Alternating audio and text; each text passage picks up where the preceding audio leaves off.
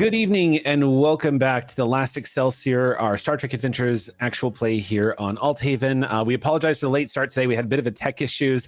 We love you, Windows updates. Welcome back to everybody. We're going to go ahead and just kind of speed through our intro tonight so we can jump into the game after starting off so pretty late start. Would anybody like to say or announce anything or you throw out some thank yous before we kick off the episode this evening? Yes, Noir. Just a really quick shout out and thank you to everyone who contributed and took part in our direct relief fundraiser. We were able to raise a grand whopping $12,069.69. Nice. More than twice the amount that Swifties have been able to raise. So I'm just going to put that out there.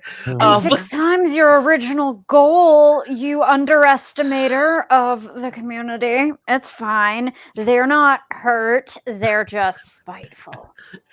All that to say, thank you all so much. What's going on in LA is an absolute tragedy, and the fact that everybody stepped up on a fundraiser that had very little planning, very little time. Y'all are amazing, so thank you. Ain't that the truth? All right. Anybody else have anything they'd like to get off their chest before we start tonight's? Years ago, buddy. I was going to say. Yeah, but I don't think we can do it on the stream. That might be TOS. That's fair. That's fair. All right. Before we kick off tonight, actually, I'll do that when we get underway. The only other announcements that I had was just that I just want to take a moment today. In particular, I put out a pretty direct message to everybody about StreamPunks and its history and how we kicked things off and its era that it started off in. And I just wanted to take a moment to thank you all for being here tonight and for joining us on this chapter of Star Trek Adventures.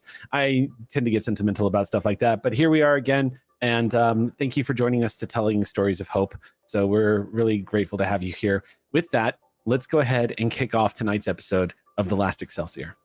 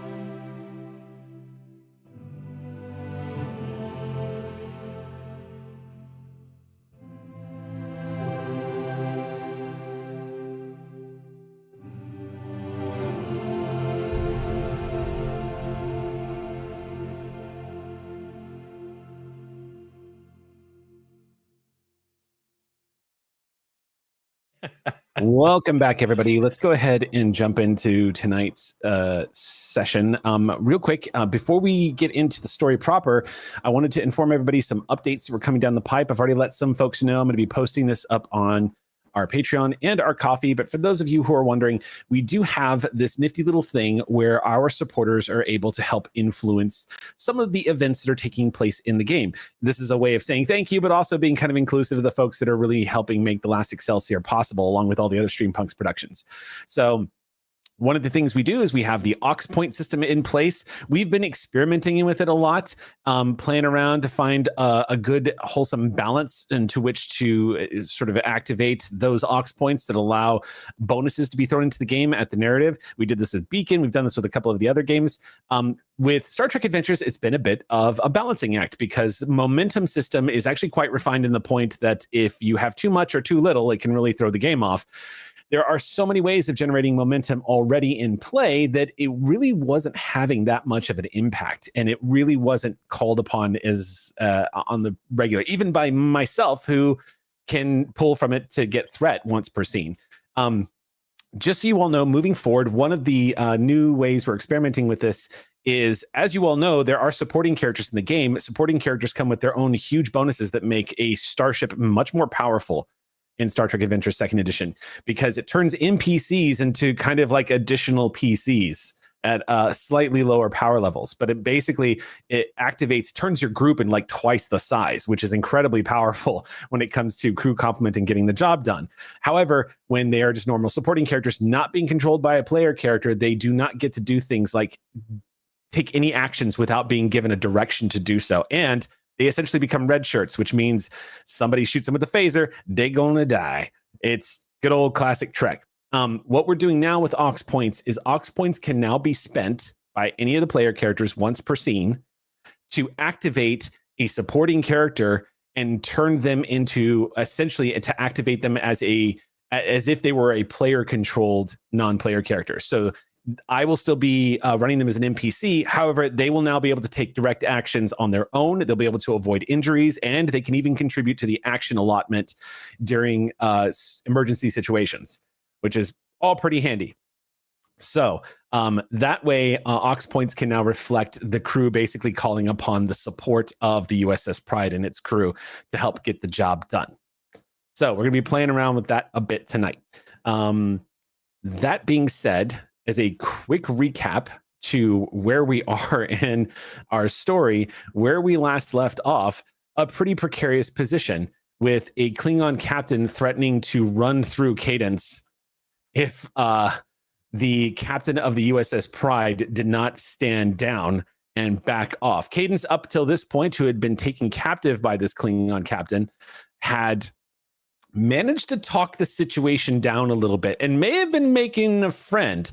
However, Captain Papa Bear, who came out of warp, was ready to throw down because one of their senior officers has been kidnapped by possibly a hostile opposing force and whose life could be in clear danger. So the tension is really high right now. The USS Pride has arrived on scene, has sent out an SOS, and is called in backup. After doing a random dice roll, you guys, on a roll of 3 out of the D4 that I sent out, you guys rolled a 3, which was the reason why I was wanting to know, is because I made a list of 4 possible ships, mostly classes, because I'm only aware of 2 actual operational flagships, which is the USS Enterprise and the other one, the USS Ross, which was 3. So the USS Ross responded. Captain Exio received the SOS from the USS Pride and mentioned that she is underway at maximum warp.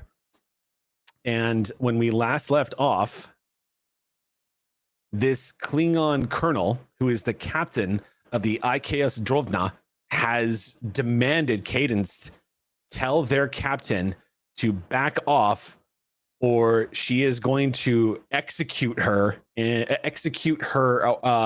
prisoner in front of the entire crew of the USS Pride and the IKS Drovna. So that is where we are picking up right now. She is currently holding that diktach threateningly in front of her. And she has posed this question to Cadence, and they are in consideration. So let us begin where we left off in that moment. Cadence, you've been given the ultimatum. No, it seems like your supply of Starfleet officers would run awfully short if you just emptied my guts out onto the floor. And now, shields up, everyone alert. I don't like your chances of trying to get another one. Okay, we're gonna do some social combat here because you've actually made a really good point. Try not to sound so surprised, Eric. I'm just saying. I'm just saying. Cadence has paid close attention to your value to her, so it is true that you're basically telling her you do this and you're basically losing it. So, so the way this is going to work is social combat. It is a contested roll. Mm-hmm. So the way this is going to work is Sam is now going to make a roll for Cadence, calling upon whichever department skills that you think are going to be most in play here. I'm guessing it's going to be presence command. Oh, it feels about right, yeah. And what you're going to do is you're going to make a roll against your standard difficulties, and the number of successes you get sets the difficulty for her to resist this. Okay. So go ahead and make your check. I think top of a new session, we have 0 momentum. 0 momentum. But back up to crew. Close-knit and crew. I know I got Captain Pop Bear over here having my back, so that makes sense. So I will spend that close-knit crew momentum for a third die. Just remind us in the audience real quick what close-knit crew is giving you and what's doing for you. Yes. When the momentum pool is lower than the number of people in the scene who have the close-knit crew talent, the people with that talent get to knock a momentum in. That is to say, since I think I'm the only one in the crew who has it, if we're at 0 momentum and I'm here, no, we're not. We're at 1 momentum. All right. That just scales. So, if we ever get closer, like if I ever talk to my sister. Anyway, I'm going to roll dice now rather than talk about things that'll never happen.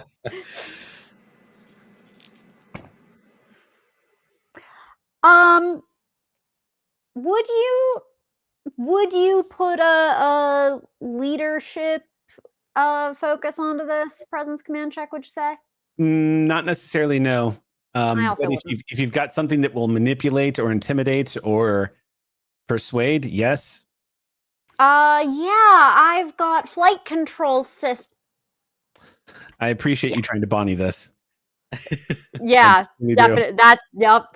No, I think it's gonna be small craft engineering. That feels like the thing.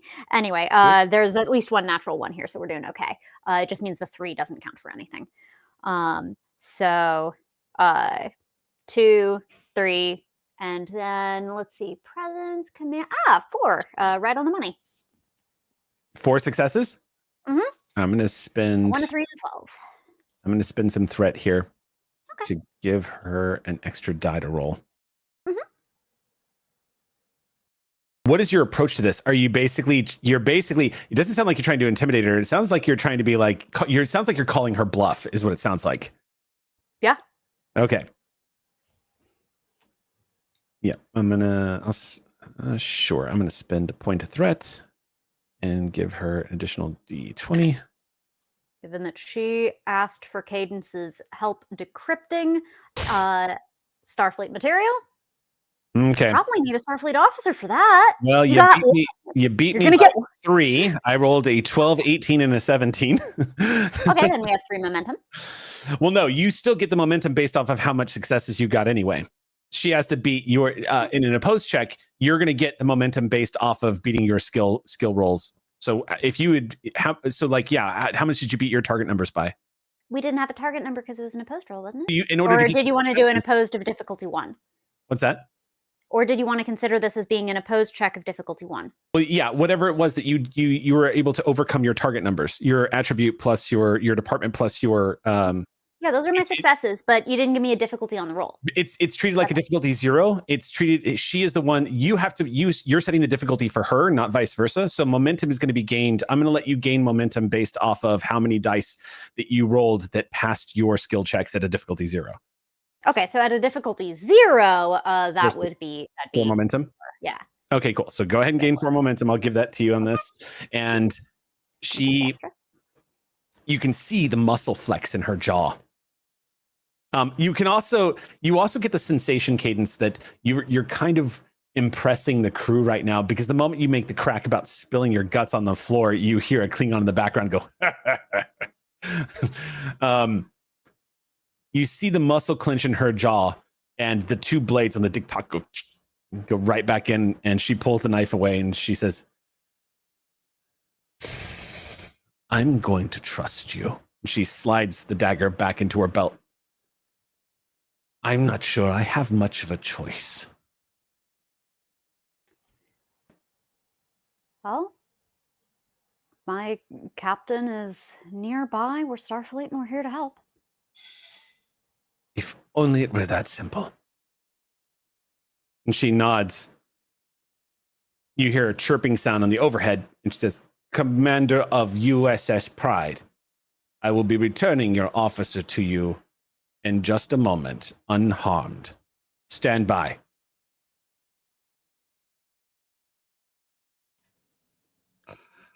Jared will say, okay. There's visible relief from your chief science officer, and they just kind of relax. You see Avrali just go, whew. And Hata, however, is very difficult to read and just tilts her head a little bit and just continues typing away on the console. I probably not so subtly turn to Tavine. Tavine is making eye contact with no one. Yeah, Tavine's back is to you right now. Since you are in the back of the bridge, you can see, if you would like to make an insight check, though, I would absolutely allow you to do that. I would love to. I would love for the two Vulcans to do an insight check on each other. I would say this would probably be an insight. You know what? I would let this be an insight command or security is what I would recommend, but I'll let you decide. Because if you decided to be a security check, it's almost like you're trying to read the body language of a person to find out like where they are emotionally. That could also be command right now. You could argue it to be a lot of different things, really. Medicine, security, or command, I think would be the two, would be the three. Teresa. I would do, it's not my best, but I think I would do command because I feel like it makes the most sense. I'm not looking as like a reading their action, potential actions. I'm literally looking to be like, how are they feeling right now? Also, you've known Tavine for almost 15 years, and you were her commanding officer first. So like that, I feel like that checks out to me. Yeah. Okay. Okay. Of course, I do terribly on this. I don't succeed. I rolled two 15s. Yeah.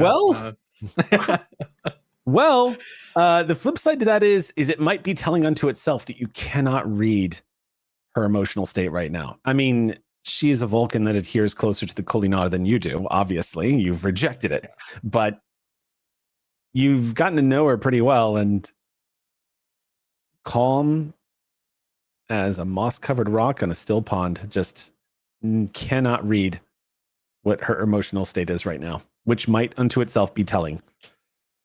Back on board the bridge, she moves over to the tactical station and taps button and barks something in Klingon. A few moments later, security officers appear on the bridge. She turns and approaches you again, Cadence, and says, we will have to meet again. If it is under the auspices of my ship's command, I'm happy to help. With fewer diktat in my face, if at all possible. She says something else back over her shoulder. One of the Klingons that she hasn't spoken to yet, who's on the opposite side of the bridge, nods and shouts something back at her. And you see her eyes kind of wince for a moment. Your universal translator is picking up bits and pieces of what it is they're saying. Klingons, I always kind of rationalize why the universal translator doesn't always pick up, like when Gowron shouts in Klingon, why the universal translator isn't picking it up and Worf has to say something. Typically, the way I kind of edge it is that like Klingons, sometimes the way they use their language kind of confuses the universal translator on purpose. She's shouting across the bridge, and a few moments later, she stalks over to that console. A lot of activity going on right now that you're just observing.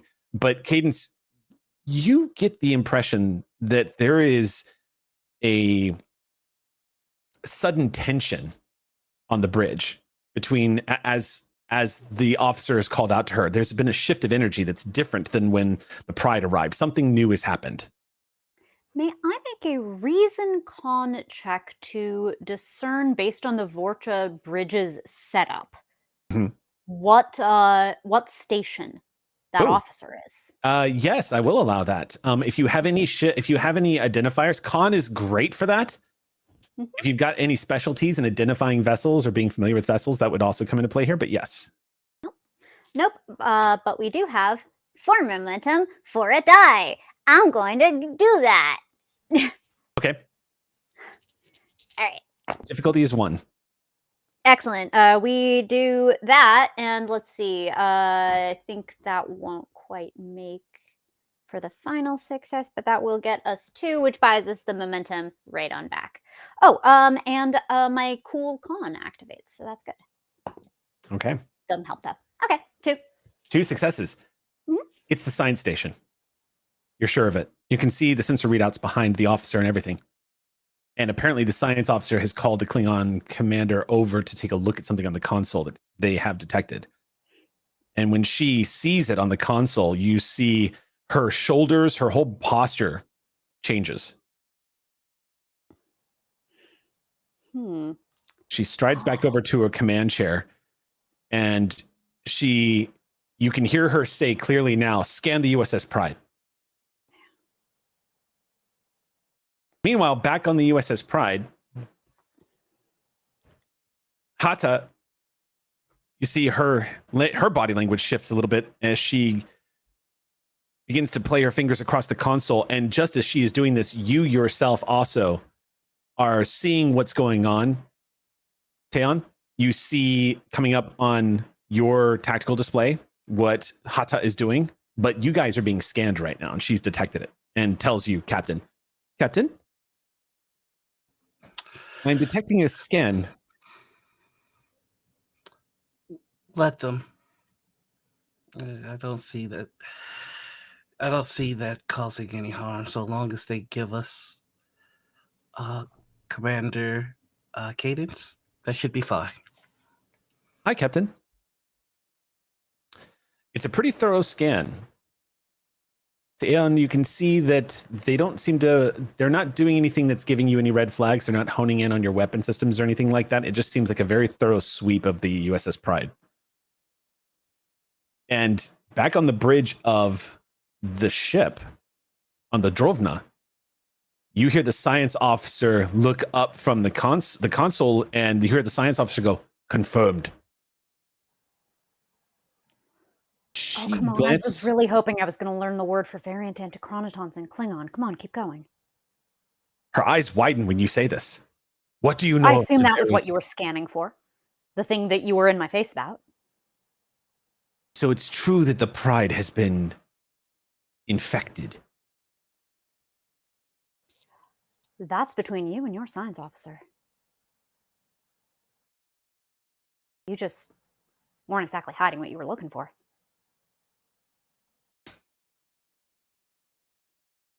Captain, you hear the Klingon suddenly bark again. I'm detecting a neutron radiation surge. 12 kilometers off port. She immediately stiffens and says, "Run a scan for antichronoton variants and tell the Pride." Glancing back at you, she says, "We need to get you back to your ship." All right. Cadence to Big Bird. Before you tap your communicator, which has been handed back to you, she moves over and takes your arm firmly. And she says, "It's important that you do not forget." She puts the diktok in your hand, slaps it down. "Do not forget." Understood. And she nods. Transporter Chief lets the communications open. You can now call to the USS Pride. Cadence to Big Bird. You know what? Maybe we should let them keep you. Well, fine, then don't lower the shields for a quick transport. I guess you can do just fine with the second best pilot in Starfleet. Lower the shields. Let's get command. Let's get cadence on. Hi, Captain. All right.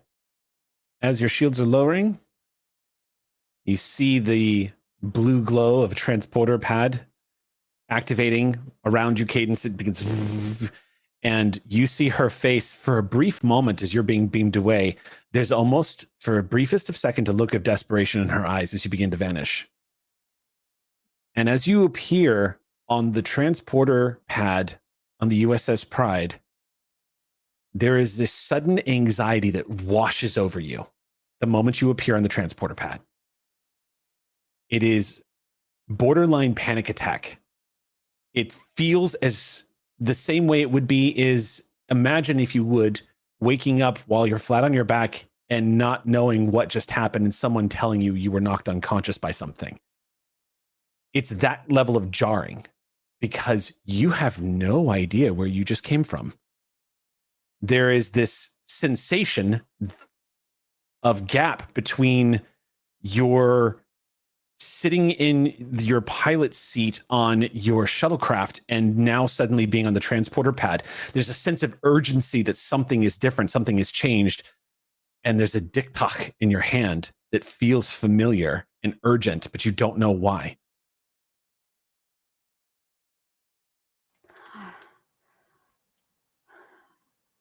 Where's my ship?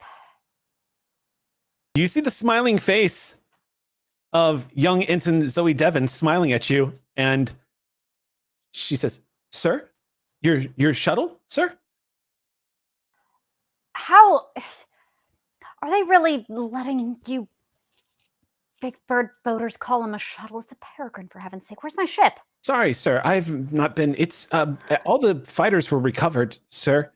And just as she says that, the door opens and you see a very stern-looking commander, chief science officer come stomping into the room. Commander Selma Conway comes right up to you with a tricorder out and immediately begins to scan you. And she goes, "How are you feeling? Are you all right?" I a little shaky because I just got transported right off of my ship in the middle of a mission. Her brow furrows and she taps on her communicator and says, "Captain, I have them. They're down here in transporter room 2. I'm going to take them to sick bay real quick just to get them a quick checkup before sending them back to duty." Run every scan possible. Make sure they're good. Dr. Conway looks at you, anticipating your irritation at that order, and just says, "Aye, Captain." Flips the tricorder closed and says, "I will make it as fast as possible." And then her eyes fall on the diktat in your hand, and she says, "Where did this come from?"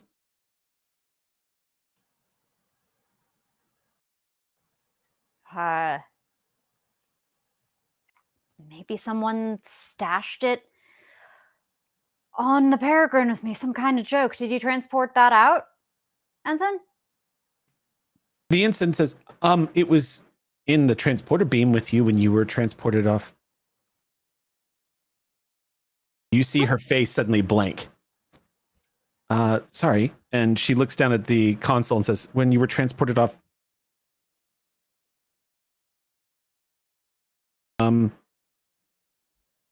Okay.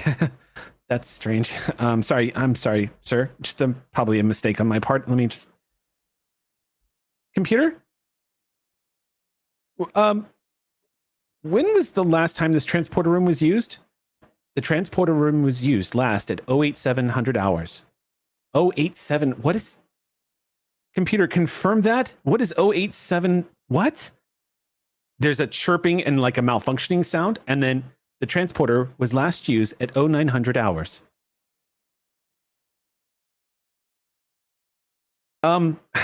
We seem to be having a malfunction, sir. I'll get it fixed. Well, whatever the malfunction was, that was probably this diktat. You want it? Handed it toward Conway. I'm not much of a knife collector myself. Well, we don't really use knives anymore, but I'll hold it for you. How's that? Why don't you come with me to sickbay? Yeah, till I find whichever pilot decided to crawl into the stealth ship with extra weaponry. Meanwhile, on the bridge, there is a silence that's kind of fallen over everybody as you were all sitting there before the view screen looking out into space and seeing this small relay station, this deep space scanning station that is about 800 kilometers just in front of the USS Pride. And Sharon, as you're sitting there, feeling the relief that Cadence is back,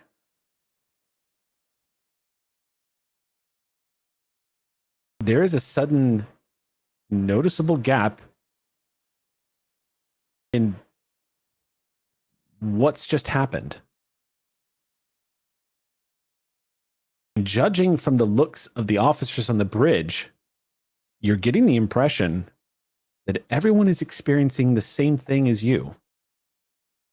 That there's this feeling that something was just happening,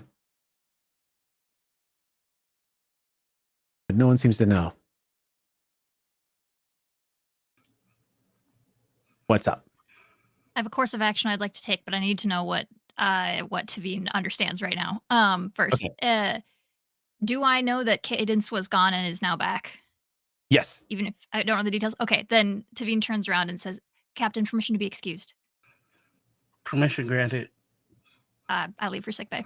Okay. You beeline out at the bridge. One of the aux crew begins to slide right into your seat.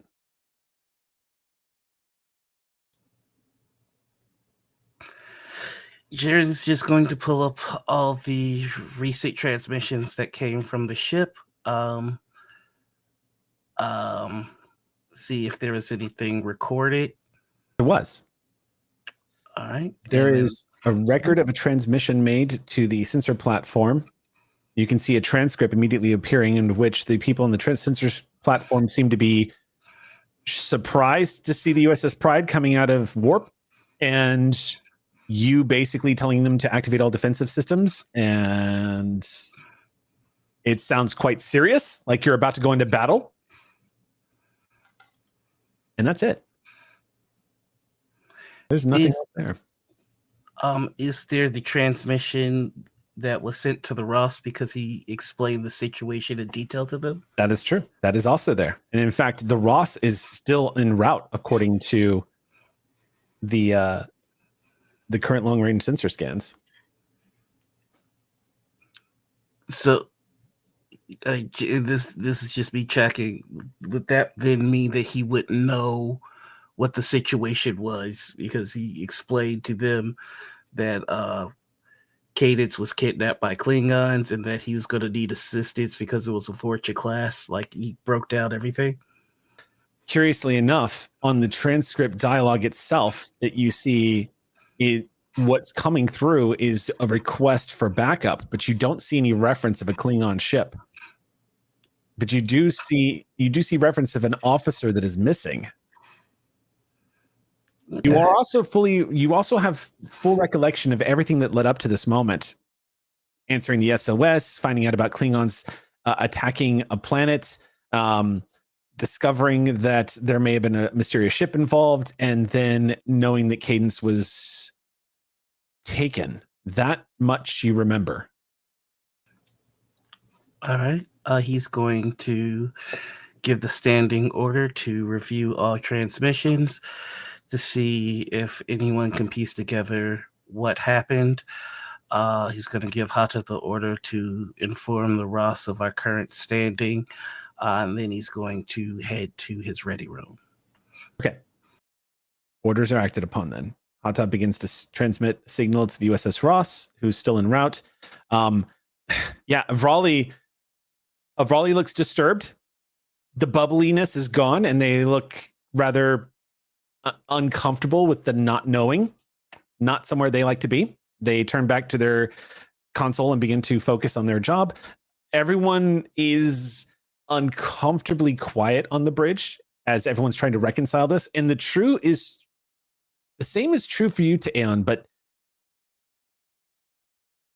it's a little different for you. You can't help but feel a little closer to the events, like you have a mild memory of something that's happened.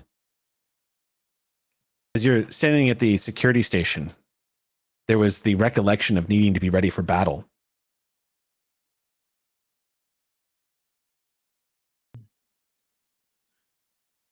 I think I stand at my station for a moment.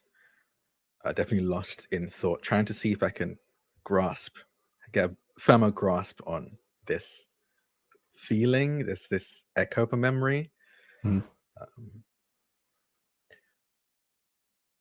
I think I will head down to Med Bay as well. So are you also leaving your post then? Yes. Okay. So asking Hata permission to leave post because Captain has just left the bridge. Hata is now sitting center chair. You see Hata crane her neck a little bit and she says, may I ask why it is you are leaving your post? This blip we all seem to be going through, I think it might be good if I get checked. I think I remember, not entirely sure how to explain it, but I think I remember something, but I can't quite remember, like it's a dream. It's drifting. I think maybe just a walk might help, or speaking to our doctor could. She considers for a moment and says, very well, report directly to sickbay. Aye. Okay, we'll head out. And you leave the bridge. Hata turns to the rest of the bridge and says, in this moment of uncertainty and crisis, I would like to request that nobody else leave their bridge station. And a couple of people just taking the passive aggression as the commander pleasantly leans back and says, thank you. And just goes back to typing on. You, however, doing exactly what you should do, going to sickbay on your way in. The doors to the sickbay open. And charging into sickbay, the way a Vulcan who is trying to restrain themselves could, Cadence, you see your sister. Archer Conway is currently running a diagnostic as you step in, but Cadence is just sitting there and patiently waiting. Devine comes through the door with the Vulcan as frantic as she can be, stops, takes a step back towards the doorway, and then like kind of awkwardly knocks on the door frame. I assume they're the only people in the med bay besides any nurses. There's a couple of nurses in here, and Commander Conway just says, you can come in, smiles at you, says, if you need a minute, Commander. Is it all right if I visit Cadence? Well, nothing life-threatening seems to be in place here. There's sorry, I was asking Cadence directly. Sorry, that was not the inflection on that was. No, let Conway answer. Okay, for, I like it. All right, I like it. Yeah. I like it. Yeah, because Conway wasn't looking at you as they were looking. I like it. She's literally looking at the console, and she just says, "I don't see anything life-threatening here. Nothing immediate. No radiation poisoning. No exposures to any toxins or chemicals. Neurological tests are coming back okay." There's a few more tests. Reflexes are outstanding. You were gonna go on about all the nice things about me from my sister, right? Please.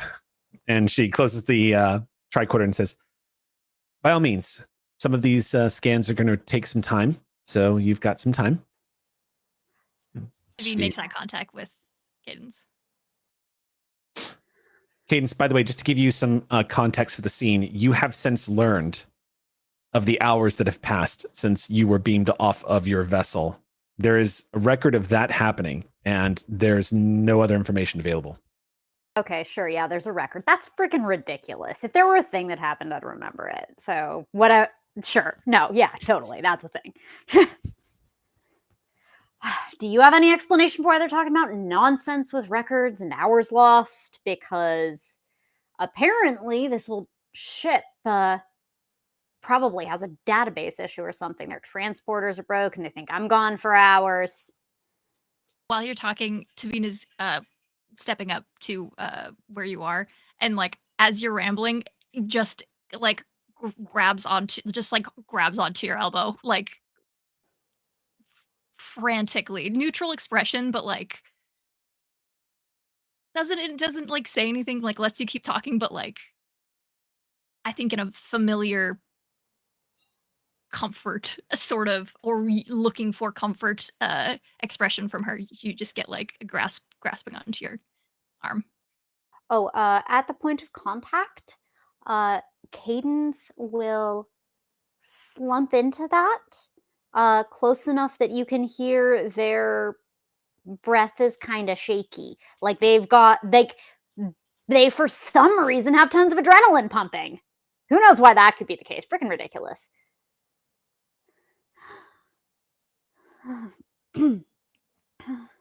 Currently unclear on what exactly happened, but it seems that we are missing time or context in some capacity. I see you don't have answers either. Oh, sorry, was that what you were expecting from me? I don't know. I just wanted to make sure you were all right.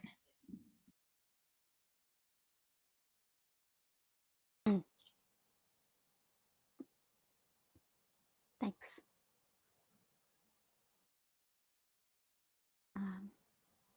So, something memory related? Is this somehow we're experiencing or not experiencing things? The inverse of our ghost ships? That sounds like a science officer kind of problem.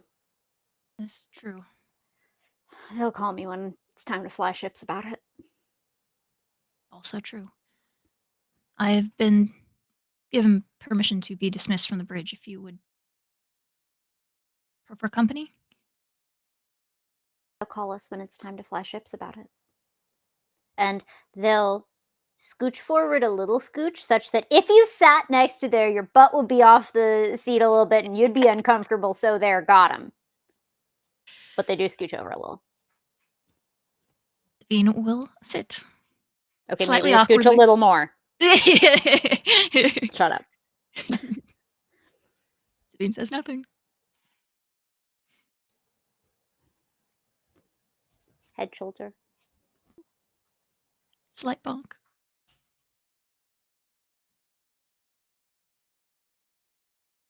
And the sickbay doors open.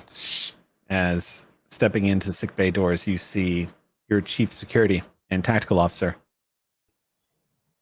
Dan, is everything all right? Yes, but no.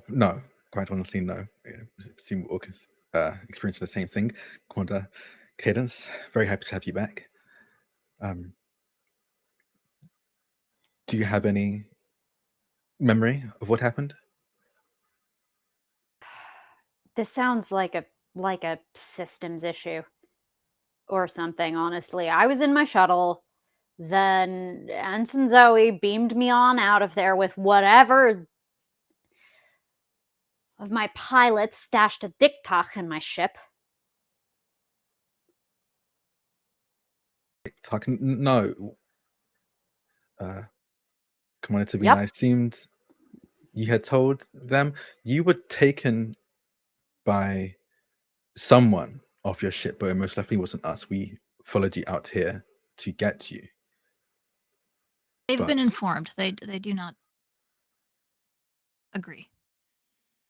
It did happen. But we can't remember the details. None of us can.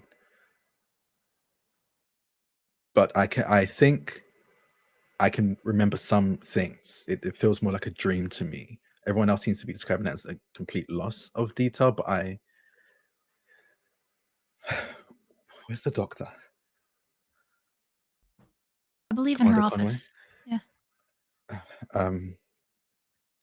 I'll look and just kind of take a seat wherever I can. If there's a stool or a chair, just take a seat, set my cane at my side, and just taking deep breaths. There's a anxiety that's kind of washing over Taeyeon that's a bit overwhelming, hard to keep under control, especially when it comes to memory being manipulated and changed. It's a lot for Tane specifically.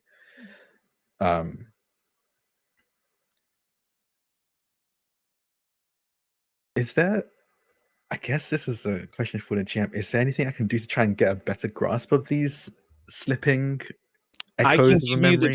traits that you're up against for the scene. Yes. Yeah. That'd be great. So right now, there's a couple of traits that are in play right now.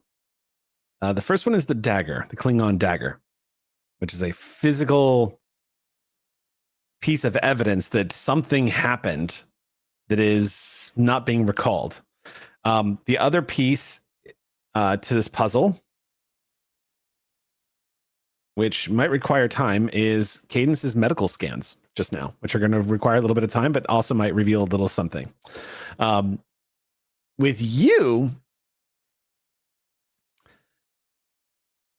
yours is sort of like a psychic event of some kind. You seem to be experiencing something along the lines that you might be requiring the help of another Vulcan. So I'm gonna say that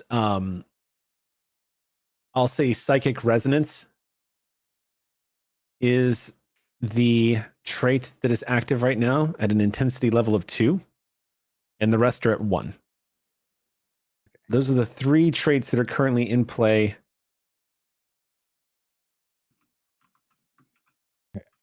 You see Taeon sit down, like 10 seconds pass, music back up on their feet, and start kind of moving, pacing up and down the med bay.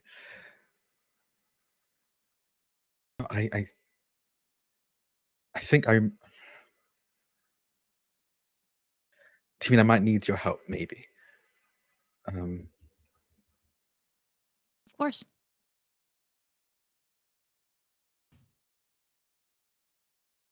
They stop, kind of grip their walking cane, and then turn to you. And I guess this is me again, Drac, asking. May need Vulcan's help. Is there? I don't know if it's a mechanical ability that Vulcans have, but is there a way to make like a mind meld? I don't have the mind meld ability. I didn't take that. Oh, okay, perfect. Okay, cool. Okay. They pause and then turn to look to you, Tavine, and their expression is very, very serious. You've seen them like this before, so it's not a surprise, but you can see that this is a serious situation for them. They turn to you and go, I don't think I can hold on to or grab onto this memory without some help, and I don't quite know how to do this, but I know you can mind meld. I see.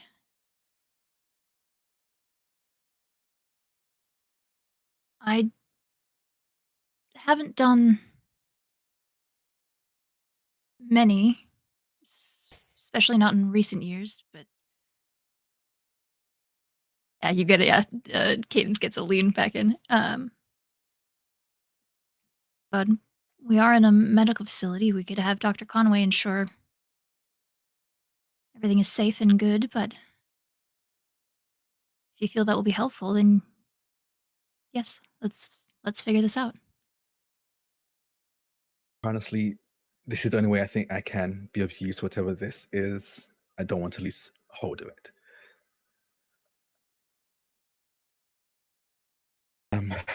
We probably should speak to Commander Conway. Make sure they're in the room for this. Yeah, she is. She's in her office about 60 feet from you guys, currently sitting at her desk, sipping some tea. And looks like she's glancing up every now and then to make sure everything's okay, but it looks like she's going through test results.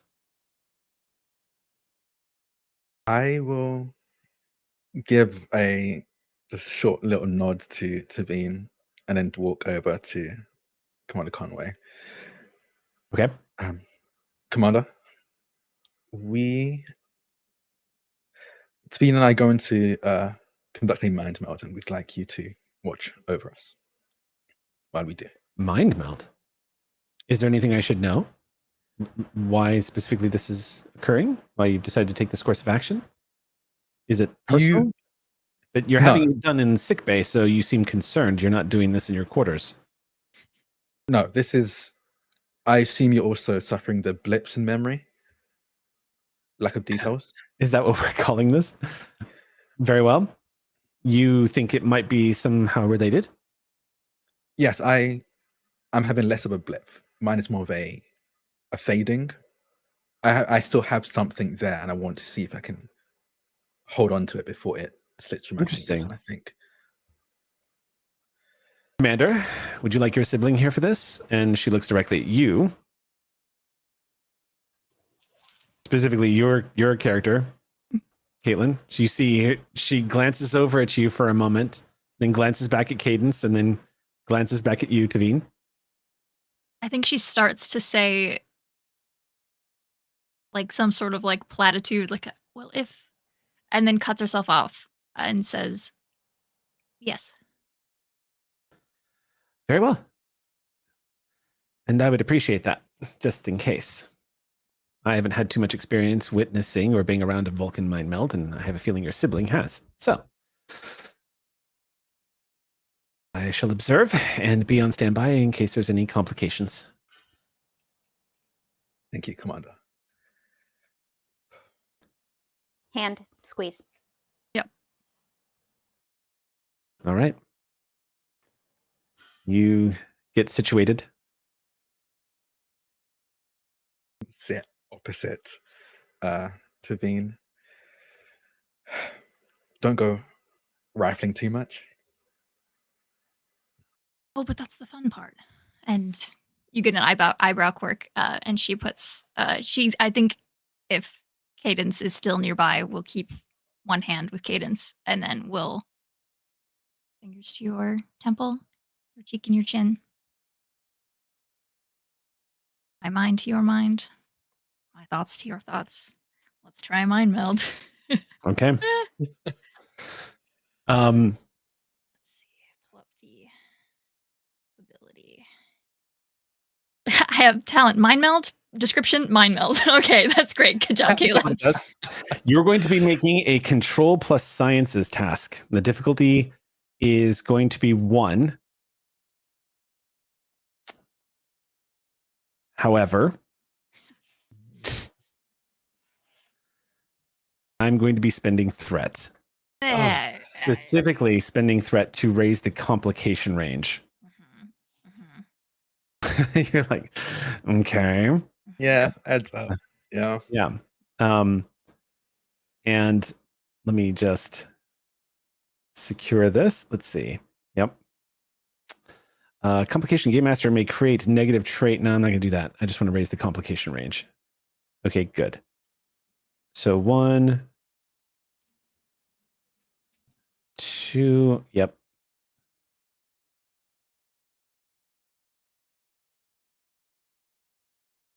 Okay.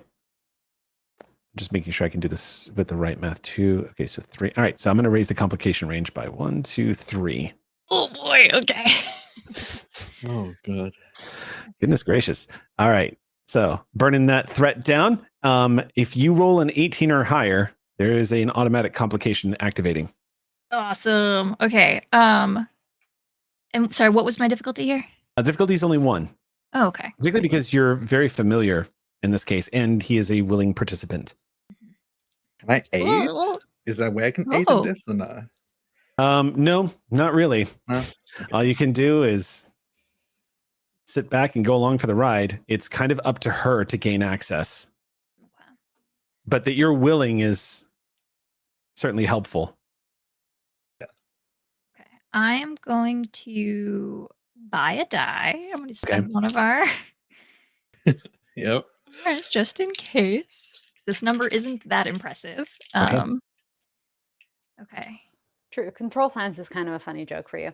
It really is. It's kind of she hasn't done it in a very long time. Yeah. It's been probably since she was like I don't know, 20s. Anyways, okay, here we go. Oh wow, it's been a while. Been a while. Okay.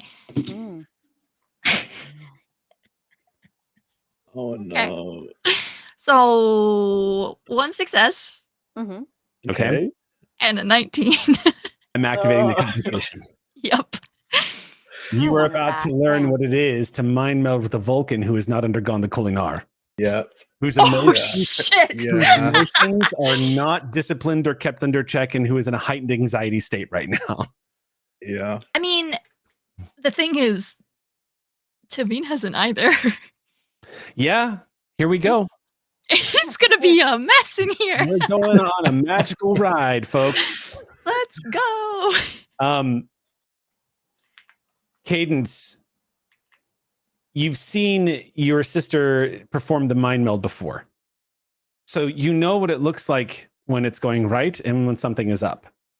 And as the fingers touch the side of Taeon's face, Taeon's whose eyes are closed, you watch as Tavine just goes and stiffen up and take a sharp intake of breath, usually an indication that there is a sudden wave, an overload. For you, Tavine, the sounds of the sickbay are gone. And your eyes snap open, and you find yourself on a bridge. The bridge is poorly lit, and you can see the flickering of flames, barely lighting a ship plaque that reads USS Javelin. On the ground, you see crew members scattered about. And unconscious.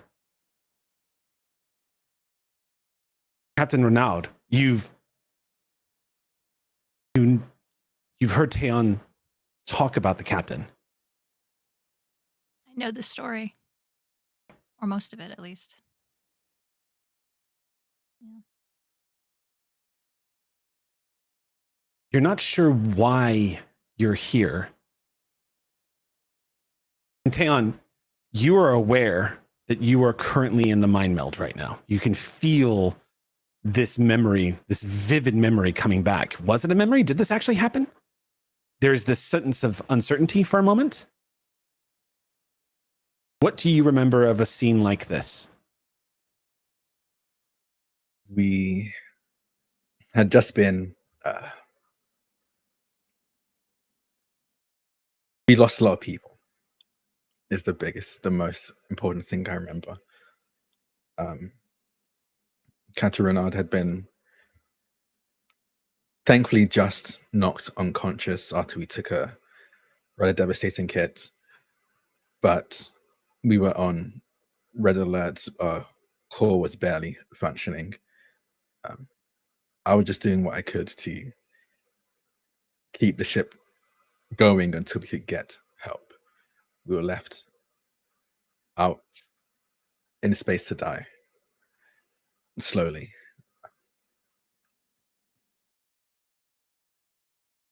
I don't know why it brought us here. I haven't done this before. Did I make a mistake? Curiously enough, there's nobody else on the bridge. And Tavine, you're also getting an appreciation for how large the Excelsior class bridge is compared to a Nova class. It is pretty cozy in here. But the science stations that you see on the wall, this baby is basically a flying sensor platform. It looks like it probably has some deep space sensors, but that's not what catches your attention. As Taeon is telling you all this, you see up on the view screen, which is on, Taeon, about the same time she notices the view screen does not match any memory you've had. You see the silhouette of some cloaked vessel moving in the stars just out beyond the view screen. If you'd like to make a roll to determine what kind of vessel it is, it's a con check. Actually, that's going to be good. That's going to be pertinent to you too, because you're the chief helmsman of the USS Pride, Tavine. So if you want to make that check, however, it is a cloaked vessel. I'm going to set the difficulty of this at 4, because you're trying to basically pinpoint the silhouette that you're looking at that's moving amongst the stars.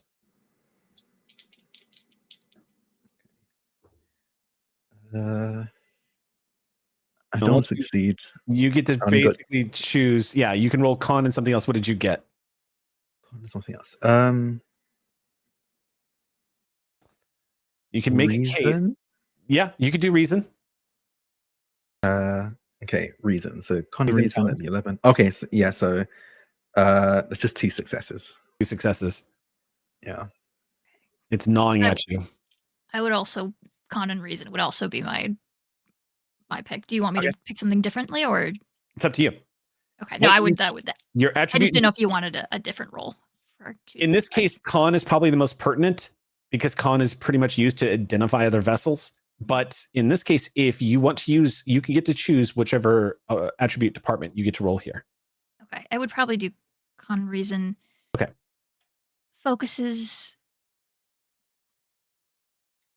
warp drive, helm operations, Starfleet protocol.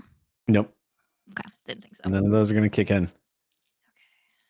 Okay. Yeah, I would need 2 1s here. That's only 2 successes. Yeah. You cannot tell. It's just too dark. It's too dark in the bridge. It's too dark on the view screen, but there is a cloaked vessel moving around out there, which connects to a lot of things that have been happening on the USS Pride and things you guys have all been uncovering. You get a sense that Taeon's subconscious is remembering something, but there's an emptiness to it. It's almost as though Taeon's looked through the window into somewhere he's not supposed to be able to see, is the best way to describing it. Why it shows the bridge on fire might be related to the fact that Taeon believes that he was about to be in combat. Something urgent was about to happen, and this could be a psychic manifestation of the anxieties, a bad memory that clearly, as a Vulcan, this would be categorized, placed somewhere, and processed. As a Vulcan who is living in their feelings and their emotions on full display, you can feel that this is a memory that is ever sinking like a dead weight inside of him. Something that he has not really processed. Something he just kind of moved on from, but no species that is non-Vulcan can truly understand that Vulcans by default have an immense wellspring of emotion. They are deeply passionate to the point where it nearly destroyed Vulcan society. And at this stage, he is still carrying a lot of what happened to him on his previous assignment, and is keeping that stiff upper lip and just carrying on. But you're getting a glimpse that there is so much more going on here, and that's when the complication starts coming into play. Yeah, because you start noticing that you're clenching your fist. You start realizing your entire body is tensing up.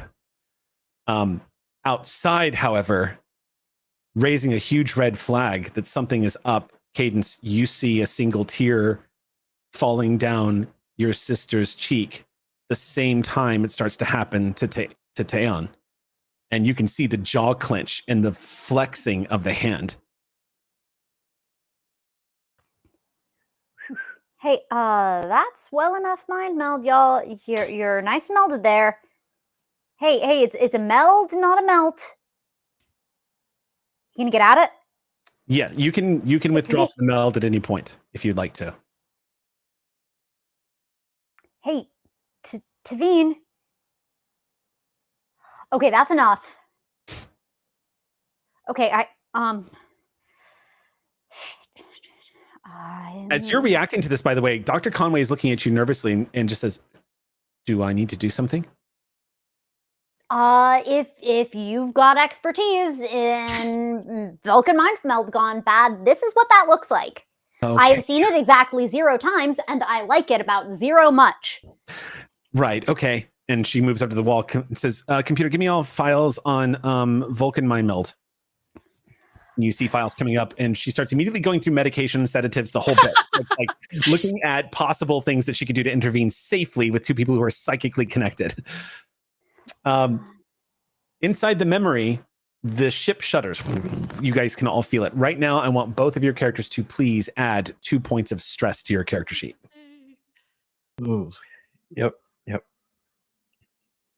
As the both of you are starting to feel.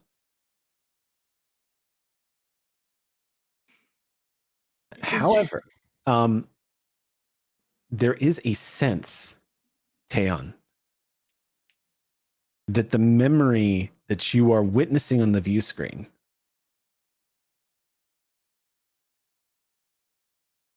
for some reason, it does not feel like a memory that's been wiped. It doesn't feel like you're looking at something that was taken from you.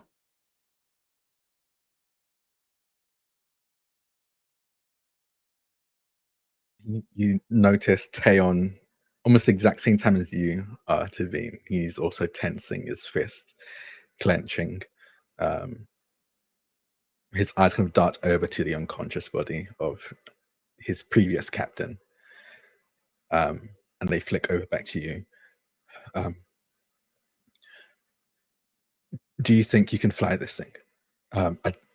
Do you need to fly this thing? Do you think we can get closer to that? It's your memory. Is the ship functional? Barely, but it should be. It was. I've worked with Les. What happened here? Why is your mind trying to connect this to whatever we lost? And she's gonna sit herself. Am I here, or am I like It's shotgunning Taeon's perspective? You were literally standing on the bridge with. Okay, I am here. Okay. Yeah. Then I'm gonna sit in the helm.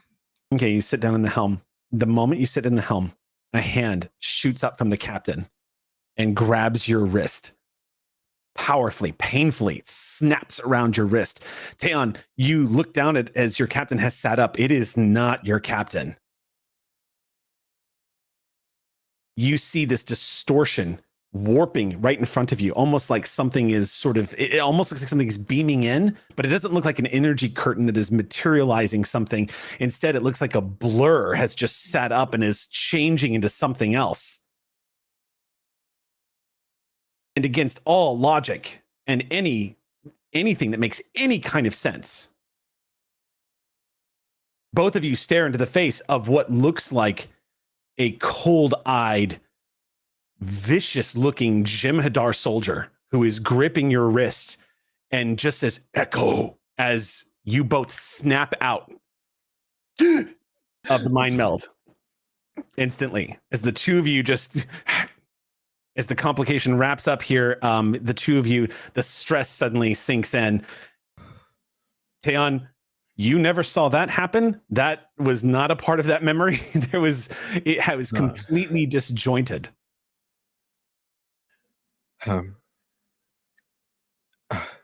What's Echo? Echo.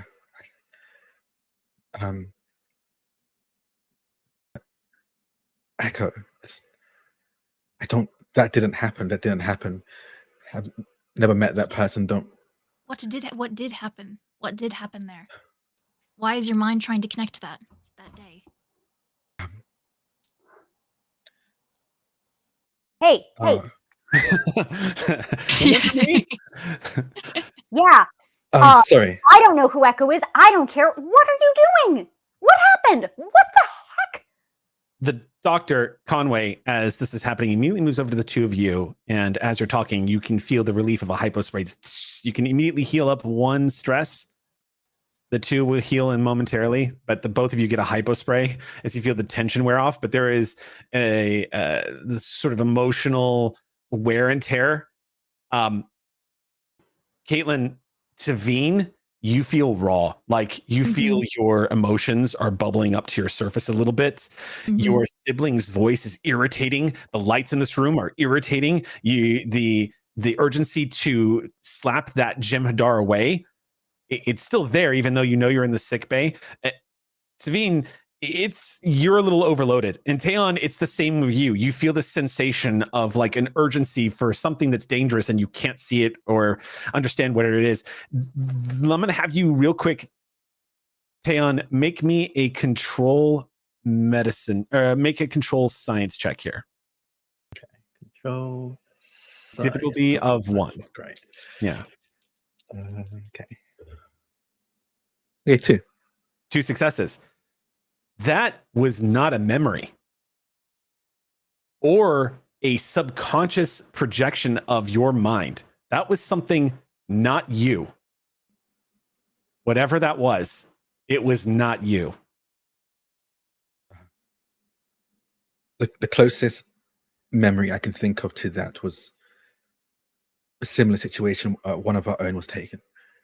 We made chase. We couldn't get them back without striking a deal, and we lost many before that even happened. But that's what we saw. Wasn't that memory? Wasn't from me. I don't think that was from me. I think it was from something or someone else.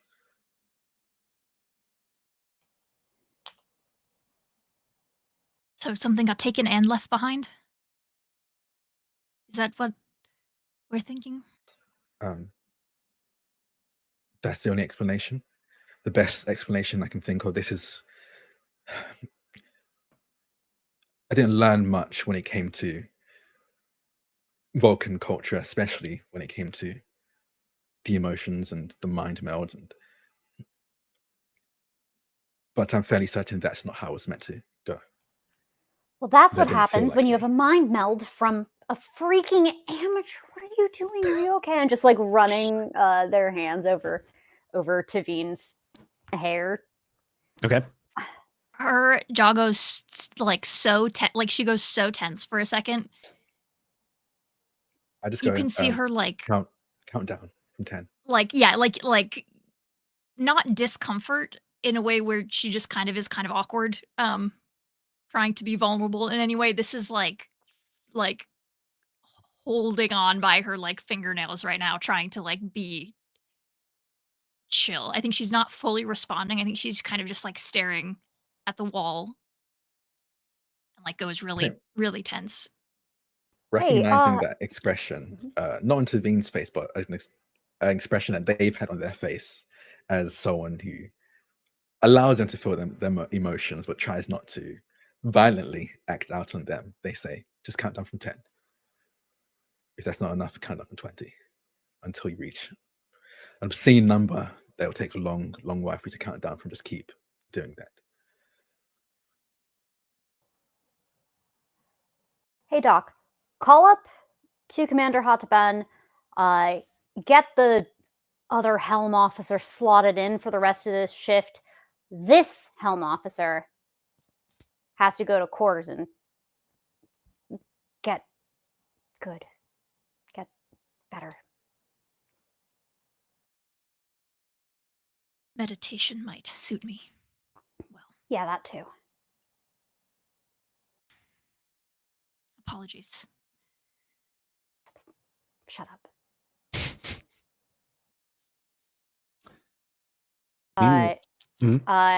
Cadence gets up and is gonna, if Tavine's sort of moving along, move her to the toward the door.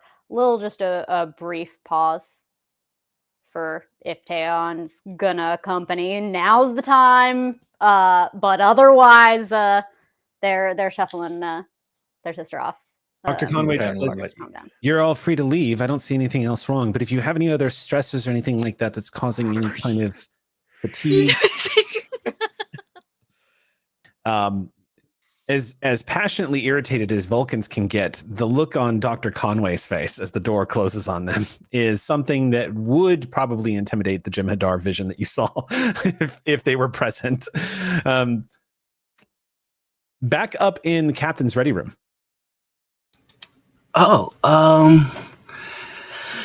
Jiren is just kind of there shaking. The reason he abandoned his post being that he needed to take a moment to pray, I think. He'd imagined being a captain all his life, and in this moment, it just feels like it's too much. And so he bows his head to pray. Prophets see my intentions and bless my failings. Grant me the strength to carry the name of villain to those whose hearts are blind to their own villainous nature. Let wisdom illuminate the path of the righteous, and let the flames of our suffering forge me into the captain that will see these souls safely home. Let in me be the strength to bend the knee to those who hold the whip, should it save the souls in my charge. And forgive me, because today that strength is absent, and understand that I fight because this fire is my birthright. And while he's doing that, his hands are moving, and while he recites this prayer, his mind is thinking, and I would like to spend a determination to grant him a talent that he would not normally have. Okay. And that is going to be that of the chief engineer role benefit, which will allow him to reduce the opportunity cost for engineering teams by 1 to a minimum of 0. Furthermore, it allows him to push the ship's capabilities beyond its normal limits, and he can spend 1 momentum to reroll a d20. And the entire time his hands are moving, he is working on calibrating the ship's sensors to detect the varied anti-chronotons, because if he can't remember what happened, because he feels that anger and it's just gone, like what he's mad at isn't there. It's like he's been gaslit, like he can't see what caused it. But if something is missing, then that means that within all of the sensors and all of the scouting and all of the trackers, there is a hole, and it should be in the shape of whatever it was that caused him to feel this. And if that hole happens to look fortress shaped, that would be cool. If not, he needs to do something. Okay. Here in your quarters, you can pull up information and have the computer access any data that you need, or pull information that's been secured off of any of the consoles around the ship. To do what you're saying, you're going to need to get to main engineering or a science console, and and just tell the officer who's sitting there to step aside. All right. Yeah, or direct them. But yeah, if you want to do that. Yeah, he just looks dazed as he walks, and he's just reciting the prayer over and over to himself to just keep grounded, because he is lost. You reach the door when you hear your father's voice say, "Where are you going, son?"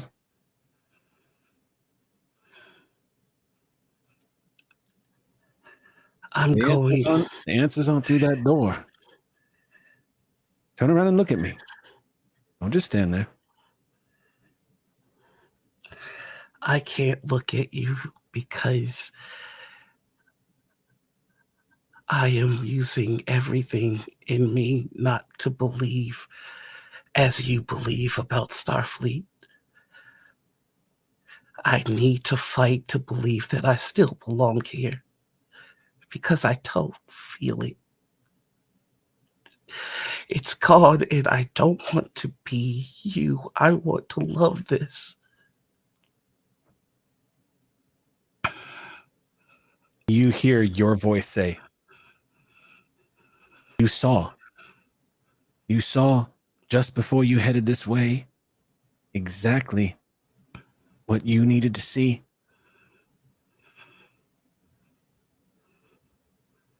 Go back.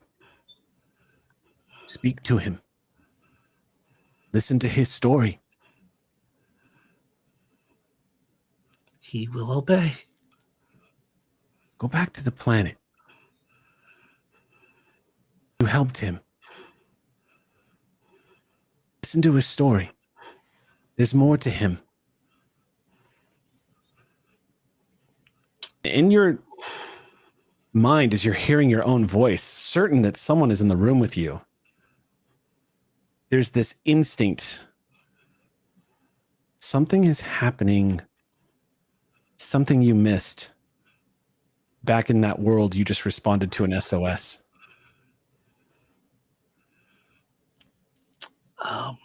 We are watching you. You hear your own voice say. We have heard your prayer. And then it goes quiet.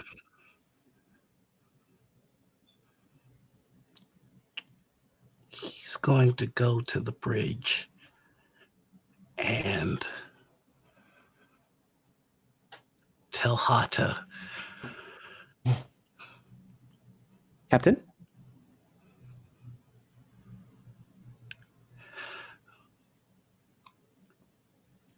Can I see you in my ready room? Of course, Captain. He's going to take Hata to the ready room, and I feel that we need to return to the planet, to our previous heading. I need time.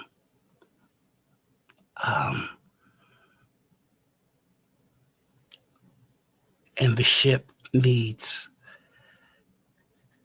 an experienced leader. She doesn't look like she fully understands, and she says, "You wish us to return to the colony, Captain?" I feel that it is. I don't have any empirical proof. I only have faith. And I pray that I've earned enough goodwill that we might give the previous location one further look over. Hi, Captain. And should I inform the USS Ross that our situation here has been resolved? Yes.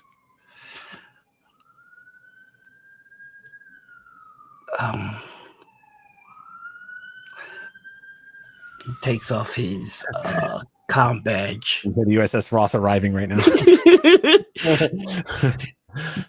He takes off his comm badge and his pips, and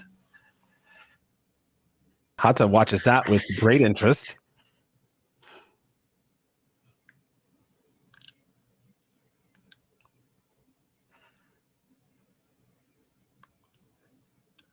right now I need time. So she nods slowly. It seems like she's finally understanding what you're saying, and says, "Whatever you need from me, Captain."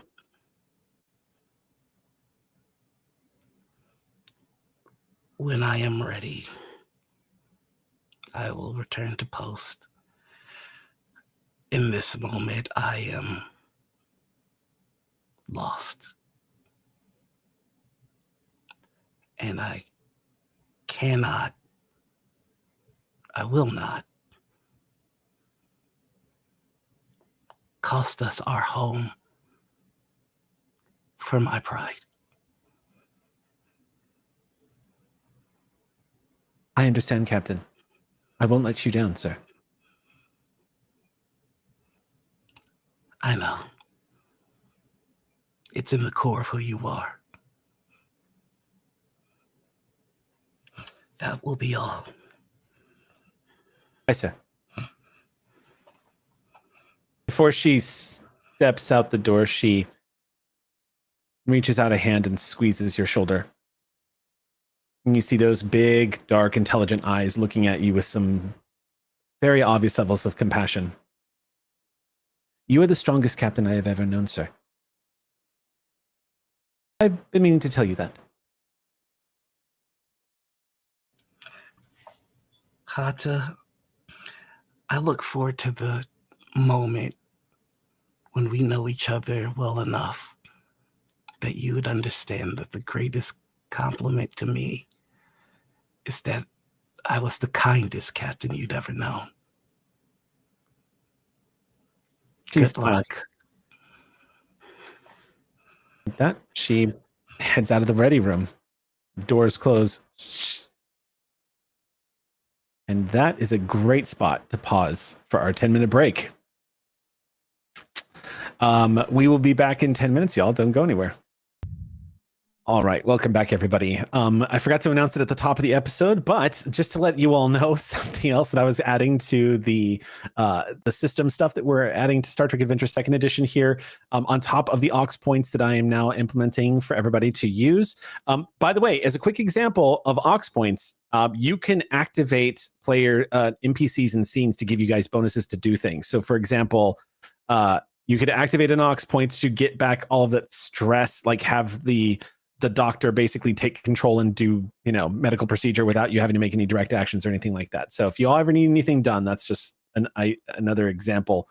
But what I was going to tell y'all is at the top of every episode moving forward from tonight, I'm going to give you guys episode titles and parts so that you will all be able to keep better track on your character logs so that you can track exactly how many milestones, how many times you've called your values into question, if you activated them, and if you went against them, that kind of thing. So you can track that on your character sheet for advancement. Tonight's episode is called Cast from the Clock. So, with that in mind, the USS Ross is informed that the emergency situation has come to an end and that they are no longer needed. In so many words, Captain Exio still expresses some concern and lets you know that the Ross is still within there's plenty of warp core to go around on my ship. If you need me there, I can be there soon. So just call us if you need anything. I'm glad it all worked out for itself. Ross out. The Pride lingers here in the system a little bit longer. You discover that the relay station, the sensor, the long-range telescope that you guys are here, also doesn't have any record of anything except for the USS Pride showing up and issuing a warning. And their computer banks are not showing, their sensors are not showing anything unusual. Except a quick burst of neutron radiation that lasted maybe about 2 seconds. But it didn't get flagged by the computer because neutron radiation surges and bursts and stuff like that. Sometimes that's the side effect of celestial phenomenon. Sometimes it's residual radiation from a sunspot that's burst and has sent flame out into space. It's all sorts of reasons behind it. But that was it. You linger here for about another hour or so while everything else is unfolding, and everybody aboard ship, while the next scenes are starting to unfold at this point, has heard that word has passed down, as it would, that the captain is taking a leave of absence, and that Commander Hata is assuming command of the USS Pride in the interim, while the Captain Jaren is going to be departing the ship. No reason is given, but scuttlebutt around the ship already starts to whisper that the captain is probably being called away for some important mission from the admiral, since it's the captain's pick. Plus, it also becomes well known pretty quickly that you guys are actually headed back to the colony where you were pulled away from because Cadence had gotten themselves done kidnapped. While y'all are in warp and heading back to the colony, let me know what everyone else is doing right now. So I know that we left off with Taeon and Tavine. And then also Cadence, you had departed as well. The three of you right now, what are y'all up to at the moment? I would have left. I'd have gone the scenic route. I'd have went a separate way from Cadence and Tavine to give them time on their own. And I'd have been not for the full hour, but at least for like 20 minutes when walking and thinking. So I'll let Caitlin and Sam explain their stuff. Okay. After about 20 minutes, let's say, while you're on your walkabout, you'll see Cadence walking very quickly past you, and you'll catch some kind of a sniffing noise. And they're making their way up to the bridge with alacrity. Seeing that, I will walk in the opposite direction back to where Cadence has That's been so wise. left. Towards where I can only assume Tavine has been left behind. Probably Tavine's quarters because she needed to be Okay. calm and needed to chill out a little bit. So that's probably where they went. You'd hear I think I'd know that a knock would be kind of irritating in this state. So I think you just hear my voice outside of the door, on the other side of the door. Come on, Tavine. I'm not going to break anything. You can come in. It's fine. Okay. The doors slide open as I walk in, and they slide shut. I am going to spend threat to create a trait for the scene. Please. Oh. I'm going to spend 2 points of threat here. Oh, and let's see, what should I name this? I'm emotionally compromised. As our beloved Nimoy once said in Star Trek, emotionally compromised. It is just a single trait, so it is at 1, but it basically, the difficulty to control your fears, your angers, your irritation, your emotion, and that includes an impulse to be violent, it's all increased by 1. And I'm going to go ahead as a kindness, I'm going to go ahead and say that walking into Tavine's room and being a Vulcan who is living in their emotions, to Aeon, you can see the effects of the mind meld still very present because she looks emotionally compromised.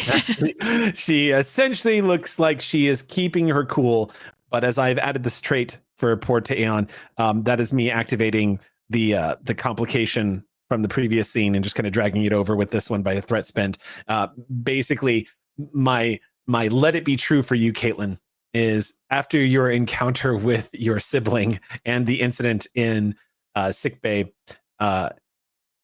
everything is pissing you off right now. But that trait's just hanging on by a thread.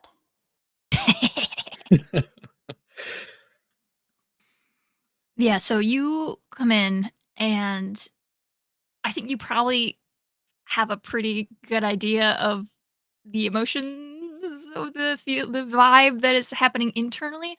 Yeah. Physically, Tavine is seated at her desk console with a kind of nondescript looking box, like a small case, in front of her that she is just kind of staring at. She's not back to you or anything. Like you can probably see her in profile, but she has her arms crossed in front of her, which is very uncharacteristic, and is kind of the put upon neutrality as she's a little huffy looking. I assume that was overwhelming. Yes. Maybe a little bit. Sorry, say that again. I didn't catch you. Eating, I gotta eat the mic. Maybe a little bit. Yes. I'm sorry about that.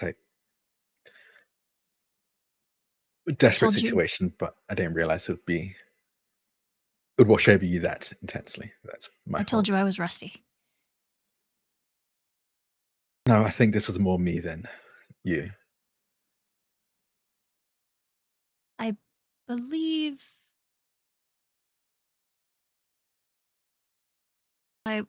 I won't let you take that blame. I'm the one with the ability to theoretically do so. to mind meld, and it was unsuccessful. Either way, something strange did happen. And Yes. that I Gem believe would be Hadar. neither of our faults, if I were being generous, which I am attempting to be.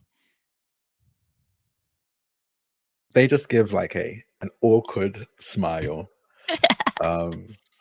Very strange on a Vulcan's face, but I think even especially on Taeon somehow, who's almost practiced a casual smile, doesn't seem to really affix on his face quite right in this moment. I haven't felt quite so much. Possibly since Academy, I'm struggling. It's a lot. You well?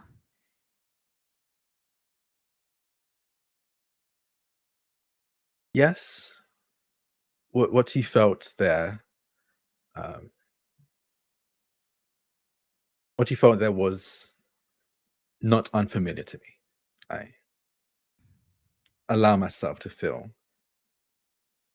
those kind of emotions, that intensity of the emotion, but I think that mind meld made me realize that my ways of regulating it is very physical and doesn't really work when you're in it, quite literally. It was quite unpleasant. Sorry about that again. I was aiming for humor, but noted. Not hitting still. I'm just, I think the only real word for it is emotionally compromised. Bit sensitive. Fitting.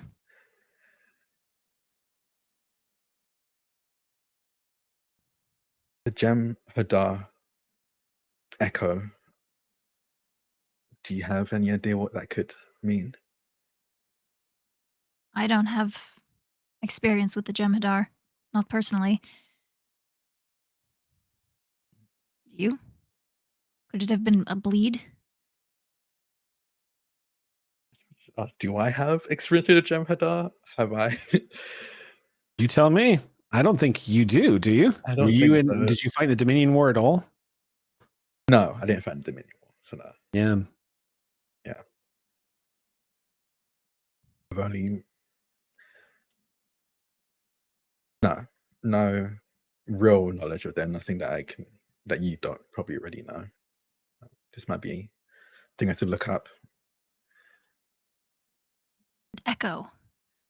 You don't have any connections to that either? No. I don't think it was mine.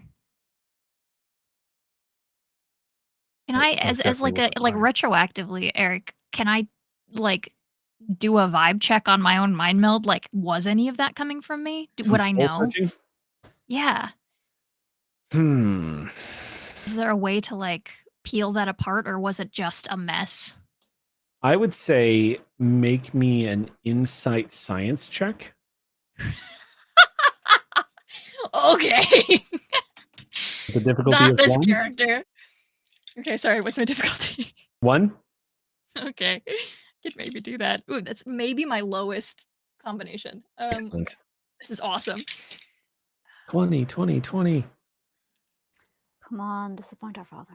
I found out this has all been a mind meld, and we're still in my head right now. Okay. Oh, you guys, it was a 20 for a second, and then it knocked down to the number I needed to hit. That's actually 2 successes. Okay. Oh my god! What have you done with my sister? I know, my stomach dropped out. I was like scared. It's an 8 and a 3. I needed an 8. Okay. So. All right. That scared me. Your mind starts to wonder for a moment if perhaps your sibling told you some stories that maybe you had tried to forget about, but that seems like a long shot. You don't have any direct connection. Cadence definitely saw some shit, but no, that didn't feel like that was from you at all. Indeed, you get the sensation that that didn't feel like it was actually supposed to be part of the mind meld. Yeah. On that thought, I was holding Cadence's hand. Is there a possibility we got bleed from them in any way? That's typically not how mind melds work. Things have been weird. That's the only reason I ask. Very true. It's very true. Okay. But yeah,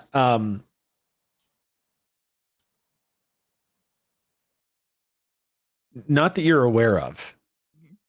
Mind meld usually requires very close contact with the mind itself. Side points, yeah. Yeah, but when it comes to all matters of psychic, it's really sometimes you never know. And your emotional connection and being emotionally compromised, it's entirely possible that you did draw something from Cadence, but yeah, it doesn't feel like that though. It feels like this probably was not a part of the mind meld. This felt like you almost want to say it felt like somebody else got in on that mind meld, like there was a third presence there, but it didn't feel like that either. It literally felt like, well, the difficulty was 1. If you want to spend for more information, I'll let you burn that momentum. Okay. Did I hear about the knife? I would have been filled in, probably. I took it with me, so if you were kind of like, you seemed together enough while we were getting you over to your quarters. Yeah, but I mean, like while we were in the med You bay, directly when mentioned it. You Yeah, I directly got- said, yeah. yes, okay, I got So downloaded. Tim had it as well.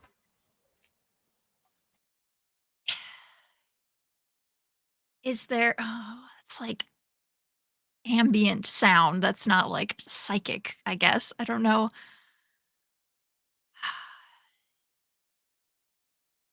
Mind melds. The thing is that Tavine was never like properly educated on this stuff. Like this is all trial and error, so I don't think she knows like what the bounds are of this kind of thing. I've got my hype man in the corner.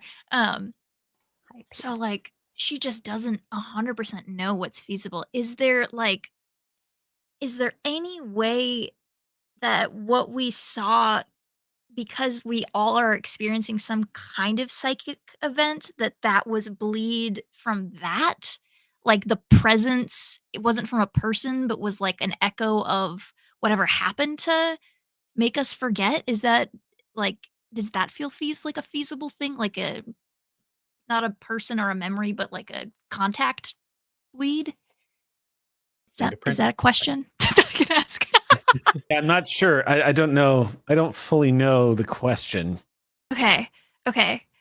So we got our minds possibly wiped or something got removed. Whatever our contact was with that removal or obfuscation, could that part of the meld have been a bleed from whatever happened to us? That's what I'm asking. Because I don't really know where to go from here. I might not have a question. Is it, so you're asking, is it possible the image of the Jem'Hadar was an echo of whatever wiped our memories? Yes. It is possible. Okay. Yes. It's entirely possible. Okay. So like contact. There are clearly, and chronotons are particles that can move through time and are often a residual of time travel or the cause of, but they are not bound by the normal gravitational forward pull of space-time. They can move backwards through time. So there's also the possibility that that's was maybe a future memory for Taeon that got like, is that what we're saying? I'm gonna end up back in the javelin. Or like just like a memory, yeah, like just a that, mixture. Yeah, like a future memory placed on the javelin. I don't know. What kinds of things could interface with a mind meld? Yeah. Now I'm wildly speculating. Okay. Yeah. I mean, I'm speculating out loud. Just so you know, mind melds specifically in Star Trek, mind melds are often they don't always fully explain, rightly so, don't always fully explain as a narrative device how mind melds typically will sometimes perceive, like it even goes on so far as to say that that there is an element to Vulcan mysticism that is simply just not understood. And the ability to psychically perceive the universe sometimes transcends what some people and even Vulcans realize that they can and cannot do. And in this case, it is difficult to say, but if you would like to start if you would like, I will give you this. Something about your train of thought, the track you were on, since you are emotionally compromised, there is a spike of excitement because you start to sense that you were on the right track, that you've caught on to something, that there has been a clue that dropped with the appearance of that completely out of place moment, the Jem'Hadar. Yeah, I think Tavine is like word vomiting out, like just speculating out loud at a speed that I don't think you've ever seen her talk. Dan. Yeah. And you can probably glean that it's due to the like raw emotionalness that she is not trying to like seem put together right now. Yeah. And so I think she is like just talking out loud right now, or thinking out loud. And then your future, or maybe another the chronotons, the space time, the memory removed it, memory implanted, but it's all about time. Does that make sense? No, but none of this quite makes sense. That is Most fair. likely That's is fair. time related. We've really ran into a lot of that already. It'd be strange if it wasn't connected, or very unlucky if it wasn't. The Jem'Hadar specifically, maybe you can do some research, look into this. I know your sibling fought in a Dominion War, right? Yes. Do you think they'd know anything about this?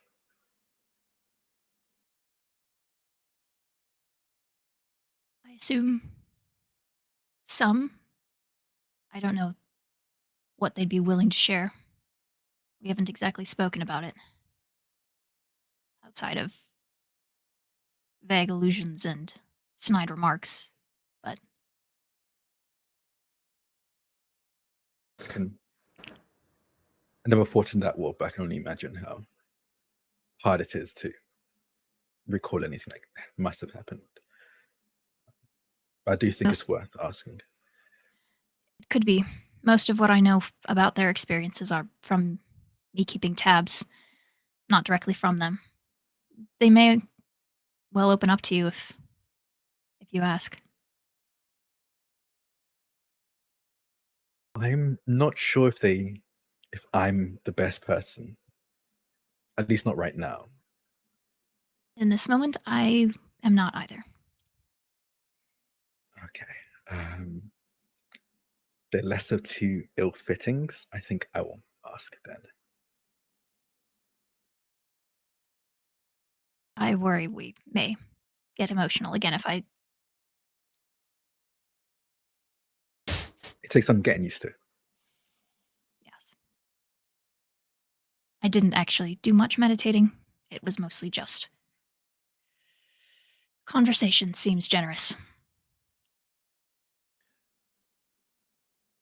I took on martial arts to release the excess physical energy the emotions tend to give. My mother thought it'd be useful, and turned out it was. So if you need to blow some steam, and wherever the holodeck throws at you isn't enough, I'm very happy to spar, let you blow some steam on me. Plus, I want to see just how rusty you've gotten. Everyone is so mean to me today. I'll go find Cadence. I wish you luck. I might need it. I just put their sibling through. Potentially hell. Remains to be seen. We've got a long journey ahead of us yet. They'll let out a breath and we'll leave Tubine's quarters and go find Cadence. Tuvine desperately needs to meditate. She feels wired as hell right now, so she needs, the Vulcan nap. real quick, I have been able to pinpoint a possible solution to some of the sync issues that apparently we're having. If you guys want to give me a moment, I can just take my camera down and bring it right back up. What I was going to say, though, before I do any of that, I wanted to know what Cadence is up to. Yeah. Cadence was, last we saw, making their way to the bridge. They arrive at the bridge. They go to the sensor station, and they put, with a moderate amount of force, one diktach on said station, say sensor jock. Do sensor things. Startling Avrali as you slam it down. Avrali nearly jumping out of their chair. And it occurred to me later I should say please. Yes, traditionally, but I kind of forgot about it the moment I saw this, and points at the dagger. Yep, I have a knife. Wow. Echoes, flashbacks. Another universe comes flooding into your mind. What are you talking about? I don't know. What did I say something just now? No, forget it. I guess it's that kind of day. Do you want to do science on this, or I don't know? Oh, none of that was coming from Avrali's mouth. Avrali looks at the dagger and says, okay. Do you want me to run a metallurgic scan? And why do you have this? That's what you're going to find out, Sensor Doc. Well, I'm not a psychologist. Like, I don't know what your personal tastes are or why you would want me to answer as to why you would have this. It's not mine. Oh, you stole it?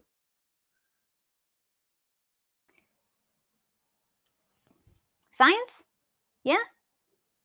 This is a dagger. They're gesturing it at the uniform. If I stole the diktach, am I bringing it to your station and asking you to do science about it? Or am I bringing it to a fence, asking them to appraise it? I guess I think I... Fence or science? Fence or sensors? Okay.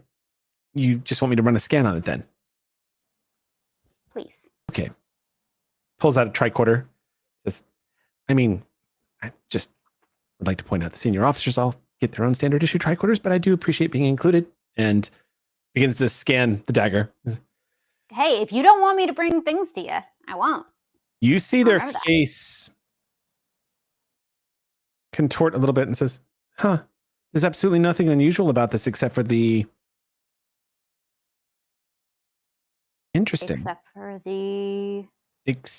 for this. And they put the tricorder down and bring up an image of the diktach. You see technical readout of the diktach itself, the metallurgic scans, all of that. You can see there's some cells on there. Obviously, DNA can be taken from this. Curiously enough, though, it's the symbol. Every diktach has the symbol of its house, signifying the house of those who held it. This one is not coming up in any Federation records that they have of Klingon houses. Pops up and it just says unknown, reads across it. And Avrali says, we have every known Klingon house on record dating back 200 years. Thanks to our alliance with the Klingons, we've gotten a lot more data about their culture, how it works, the major players. Nothing. Computer's not bringing anything up on this. That's weird. It looks like it's an authentic diktach, but nothing on this house. Can you isotope date it? I could try, yeah. Let's see. You can see as they get into the data, they look into the metallurgic scans, and sure enough, it looks like this diktach was probably created something close to about maybe 14 years ago.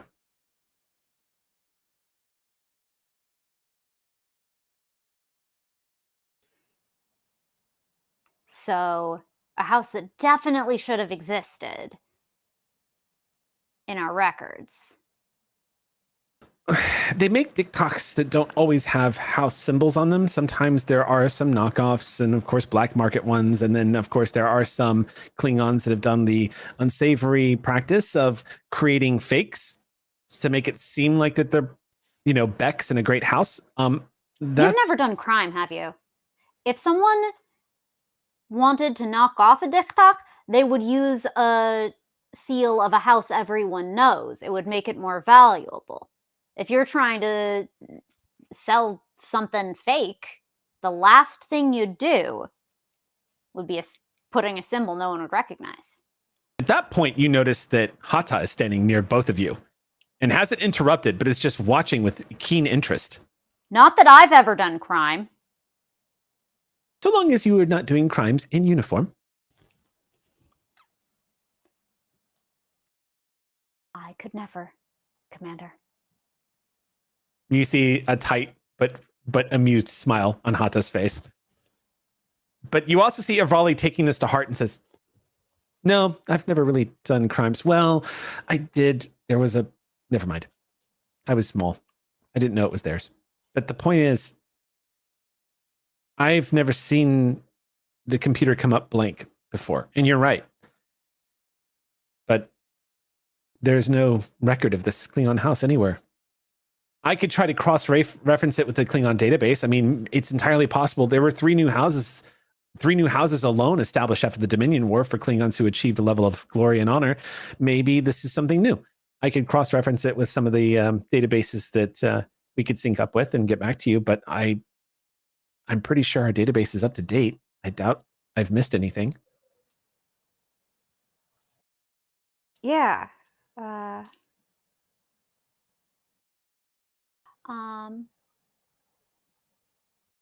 Eric, I'd like to spend just for a feather of a.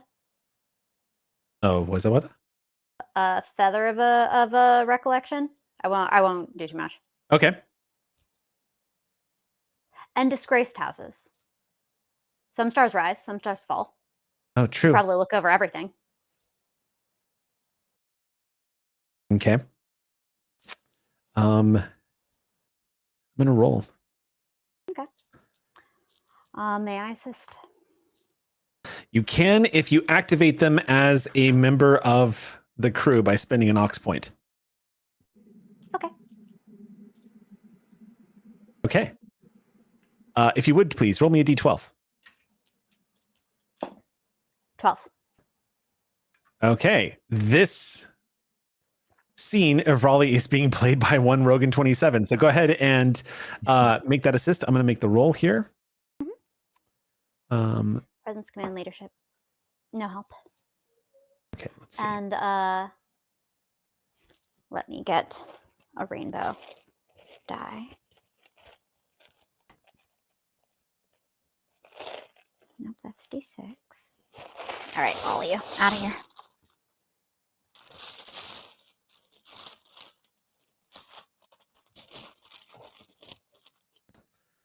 Okay. Difficulty on this was 1. Hey, an assist from Pride. Roll Pride. Oh, sweet. Pride gets an assist on that. So how many successes is that total? That's a nat 1. So 2 successes from Pride. Oh, very good. I did none successes from Cadence. Moxie from Cadence, though. Extremely mechanically relevant. In which case, just so you know, I rolled 2 dice. The first die was a 2, so that's another critical success for a total of 4. And I rolled a nat 20. Oh, excellent. No. Good. We have a 1 and a 20. That is objectively the best roll in the game. Subjectively, bitch. All right.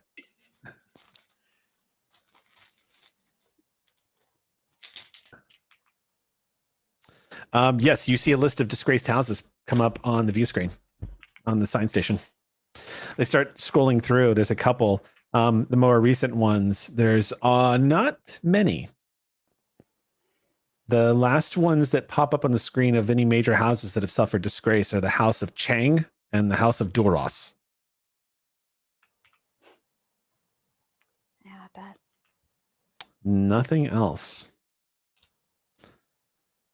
Chang was well over 90 years ago, and the House of Duros was about the time this dagger was made, about 14 or so years ago, maybe a little longer.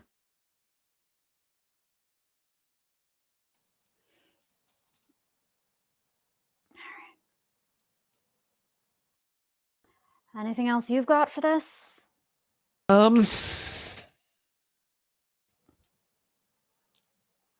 Might be able to reach out to somebody in the Klingon Empire, but that's going to take some reputation. Anybody who has any connection that might be able to look at this for us? Make any friends in the Dominion War?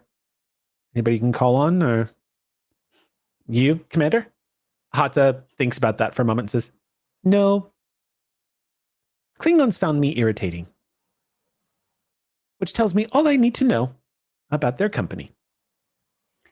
Not to mention their judgment. Thank you.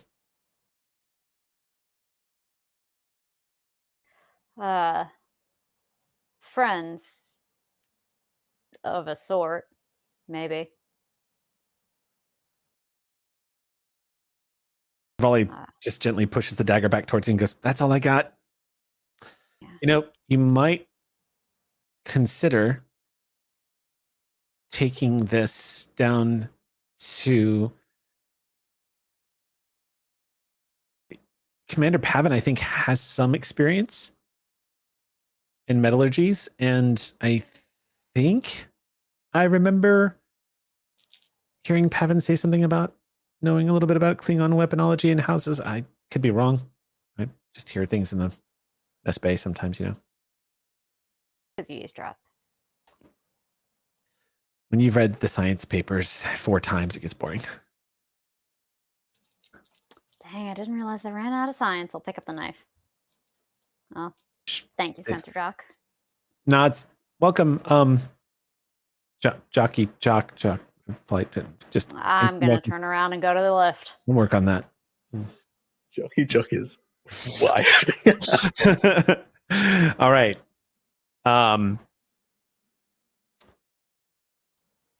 With that, going to the lift. Sure. Are you headed down to main engineering? Where are you headed next? I'm headed to some corridor that will conveniently knock me back into town. Okay. As I think what's going on here. Where's the captain right now? Captain, did you go back to your quarters? Are you getting ready to? Yeah, captain's in his quarters. Okay. Look, I think I think he's just walking around aimlessly, just kind of saying the prayer, and yeah, that's him Okay. right now. Yeah, outside your quarters windows, you can see the stars streaking by as you're headed at warp back to the colony. But, unless there's anything else you want to do, you're just packing up, I'm guessing, and getting ready to depart the ship. If anybody wants to run into the captain, you feel free. But other than that, All right, would you be outside of your quarters at this point, or would Yeah. there be reason for you to be? Okay. yeah, I think he's taking in the pride, Okay. like, because he's still debating what happens next. Right, like a captain walkthrough kind of deal. Yeah. So, up to any off, you want to talk to Jerry? Sorry, I'm just laughing because I just suddenly imagined in my head Wesot going, "I could be the captain if you guys need a captain." Like, anyway, yeah. Go ahead. I'm happy to barrel into an arbitrarily large number of crew. Taeon, if you would like to crash into the captain while I'm doing knife things, of course, that would be very nice for you as well. Totally nice one. I get that pun. But I will never pass up a scene. I won't pass up scenes with any of you, so don't make me an offer. I won't refuse. I think there's this. I'll go with Cadence. I think Taeon is very much like hyperfixated now on this one single strand of a lead they have. Okay. So yes, I think you walk. Maybe not. I don't think we physically bump into each other, but I do think you, at the very least, from not too far off, you hear Taeon. Commander Cadence. Do you have a moment? Sure, Commander Taeon. There's a slight pause. There's definitely a visible acknowledgement of the tone. Tone. Cadence has never had a tone. I'd love to speak to you private, preferably not in the middle of the hall. Yeah, Cadence will find a room and scoot. So sorry, lower deckers. I guess they're in that kind of day mood. Sam regrets Cadence's rudeness. Cadence doesn't. Not so much. Okay, sure enough, yeah. You find some lower decker of the Ox crew who immediately pack up what they are doing and give you guys space. So, how can I help Tavine's new and improved sibling? I think, wow. Some weight to that. Teon very visibly taken aback by that. Almost takes a step back, but then I think stands a bit firmer again. I wouldn't know, they're not here right now. I promise you, there have been no improvements to me. You're going to be so much less of a disappointment, Father. Commander Cadence, I'm not sure what you heard or think. I'm a friend of Tavine's. I think it was a whole lot easier for my sister to abandon me to the middle of a war when she had such a good friend to fill that definitely non-emotional void. They clench their walking cane.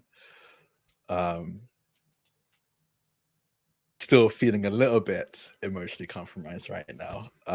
They definitely are trying to actively keep in check. Again, I don't think any of this is really hidden, honestly. They take a deep breath, let out a long sigh.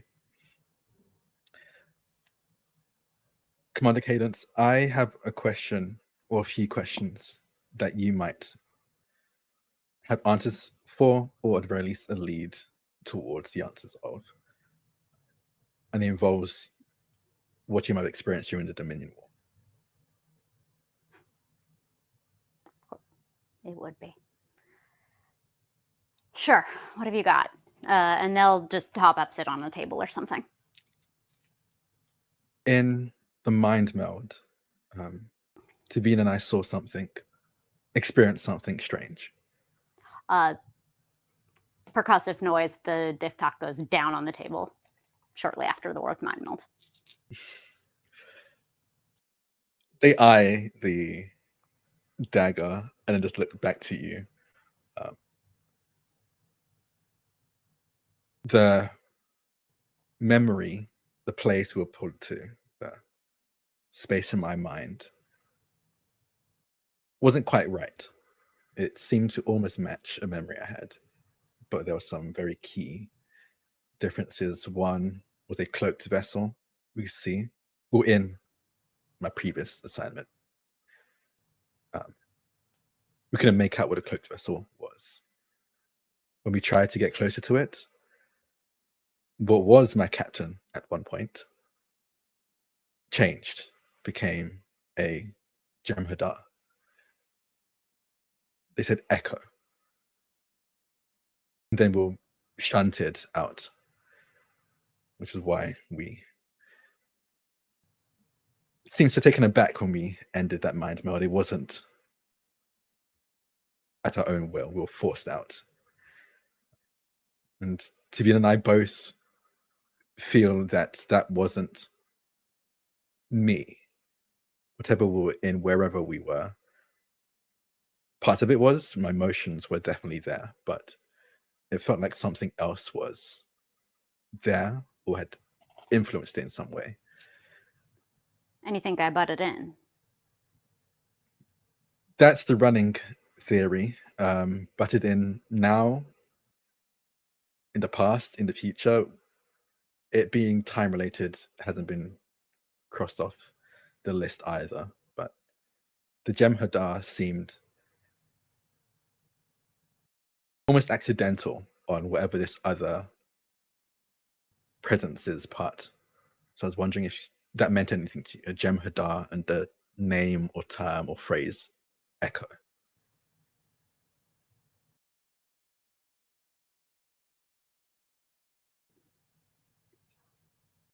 Eric, can I roll on it?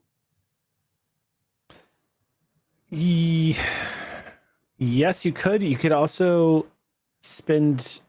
Do you guys have any momentum right now? I have. Scene with me is never without momentum. Yes, but I believe we're at 4. I think she were at 4. Yeah. That's the number of little dice I have here. If you want to recall something that you experienced through the Dominion War, you can simply do it. If you want to sort of investigate how this might be connected, which sounds like what you're asking, in which case I would say yes, you can go ahead and make a roll, and which attributes or departments would you like to roll will determine the kind of information you'd get back. Yep.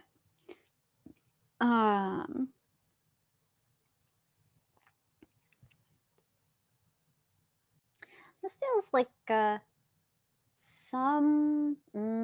yeah, damn.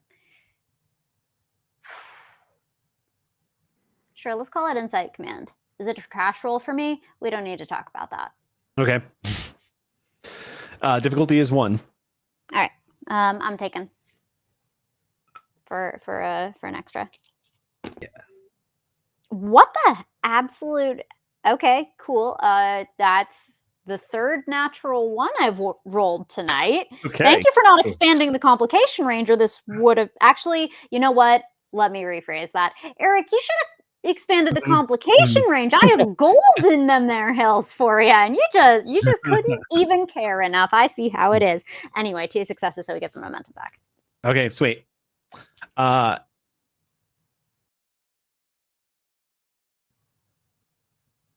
There's just not enough data. Your instinct is that, well, let's see, if you're trying to gain insight to what that possibly was. I'm also looking for certainty so I can say, given that I had a bunch of memory wipe, I would also use this for a little bit of knowing this isn't me. Adding to certainty. Right.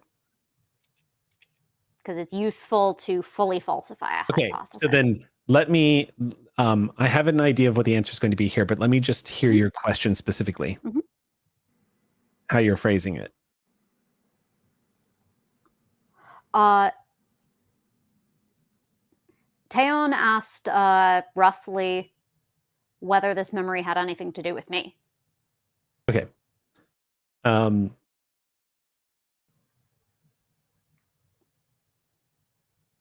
No, but your instinct is to your instinct after hearing this is based off of everything you've learned up until this moment.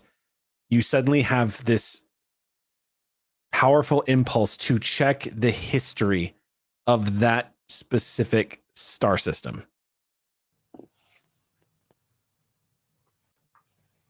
And if you, Sam, the player, need to know why it is I'm saying that, it's because when you had your first encounter with what you believe to be some kind of temporal echo back in the other system with that bird of prey, you later learned that there was a battle with the USS Pride at some point where it encountered a bird of prey.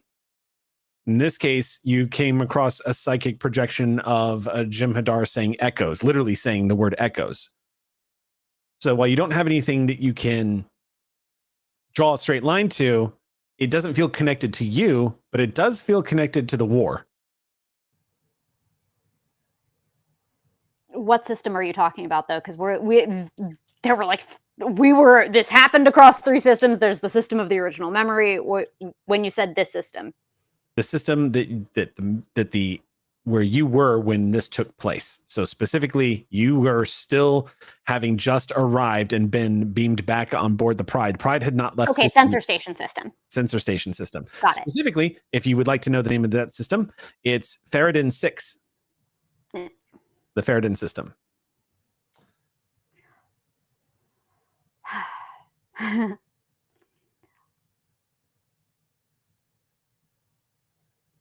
You know, I saw Jem'Hadar from the inside of a cockpit, not from the inside of some kind of bridge. So that doesn't have anything to do with me. If you want to know about some echo, retrace your steps. Maybe that'll help. Well, not while we're going the wrong direction for it, I guess. Yeah. It's more than we had before, so thank you for that advice and insight.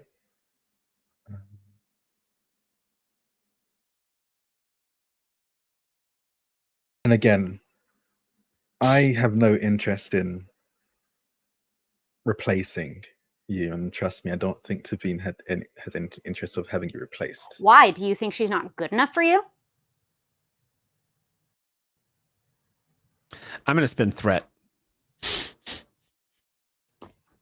I'm going to spend 2 points of threat, and I'm going to have you.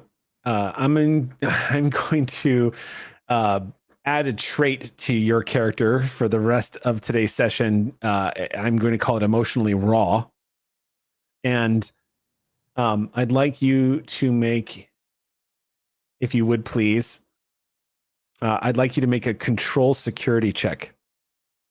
Is this me? I'm sorry, control command check. Yes, that's you. Okay, cool. Just making sure. Okay, cool. Control. So what was that? Control command check. Okay, control command. Okay. Yeah, difficulty is 1. Oh.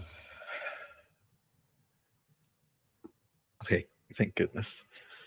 If you had increased the threat range, that'd have been a complication, but you didn't. So I got 1 success. Okay, so you're not going to gain a point of stress.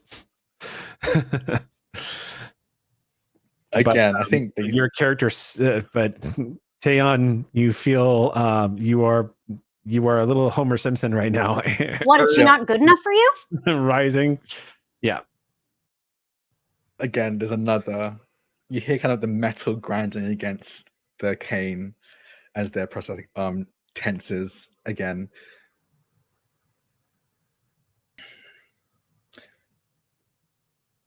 As I was saying, I have no intention of being your replacement, and Tavine has no intention of replacing you.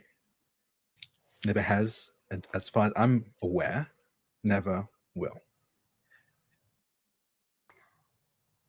Cadence grabs the diktak, puts it in their belt, gets up pretty close. You would be lucky. You're lucky you're in her light. And you better do right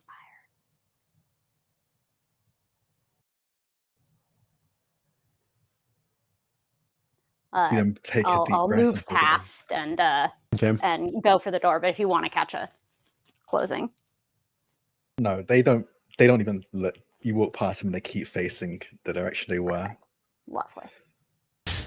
Okay. Yeah. Where are you headed, Cadence? Oh, away. Yeah. There wasn't an objective there. That was. You don't have a destination? No. Okay. All right. Anything else anybody would like to do before arrival at system? I think Tim will take a moment Okay. alone in that room for a bit. And then they'll head I think they'll head back to their station. Okay. They need to busy themselves, I think. Okay. You head back to your security station. Aux crew member nods to you, relieves. You take step up, monitor ship. Everything seems to be going just fine. You guys are coming up on the system in question. Unless there's any other scenes. The USS Pride comes out of warp. Darn, I'm running into everybody and having big emotions. I'm a bad idea to talk to. It's also worth noting too, the captain is being given a shuttle. so that the captain can leave, can come and go as they please. If anybody wants to, I'm down.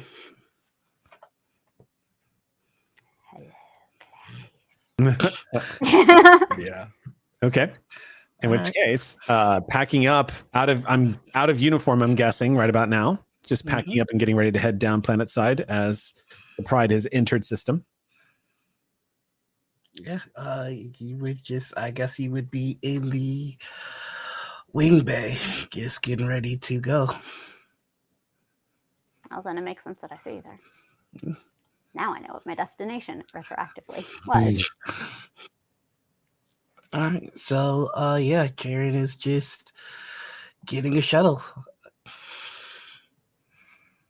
Yeah, you see a lot of folks giving the captain a lot of space right now, but you see every now and then a crew member stops and says, "Look forward to seeing you again, Cap," as people are walking by. "Have a good trip, Captain." Things like that as people are walking by, giving nods. Cadence will walk past Jaren to the flight logs and look who's supposed to be piloting your shuttle. Okay. So as you move over to the console where the flight logs are. You don't have to tell me who it is. Whoever it is, their name's getting crossed out. It's fine.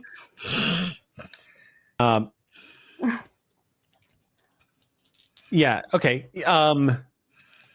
It's easy enough. You just reach down and just change that name. Yeah.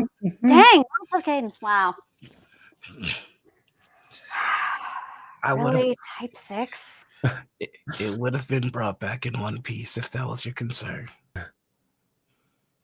I mean, look.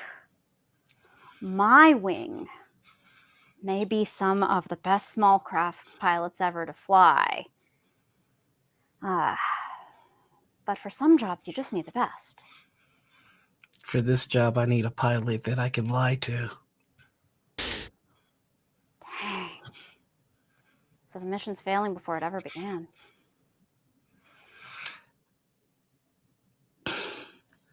There's no talking you out of this, is there? No, sir. You're my captain. About that. Sir? To the shuttle. I need to go. Yeah. Gets Drop in. in, fire up. God, this is garbage. All right. You guys board in. It is a Type 6A shuttlecraft. Nice and roomy for 2 people. Yeah. Dropping off your duffel bag, Captain. Cadence takes the pilot seat. Slow. You know you were my ride to the Pride as well. I remember that. The prophets do enjoy their symmetry.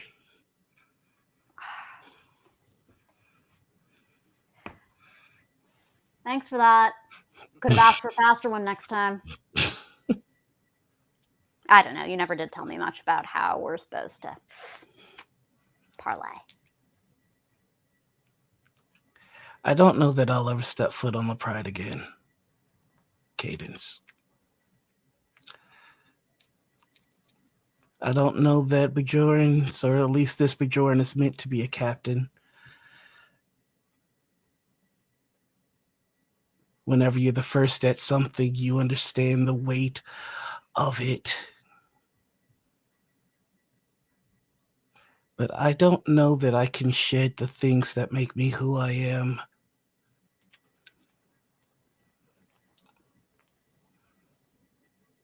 And if those things... Yes, you do.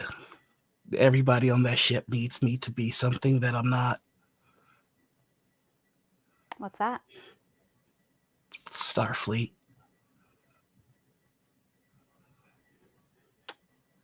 Hey, the uniform isn't everything. And they'll sort of lean over, look over the duffel, see if they see the badge or the pips or the... None of it's there. I grew up on Space Station 23, and my mom would wake me up every day to read me the mission logs of the adventures of the best of Starfleet. My father would tell me about the experiences he had in the encampments under Cardassian rule.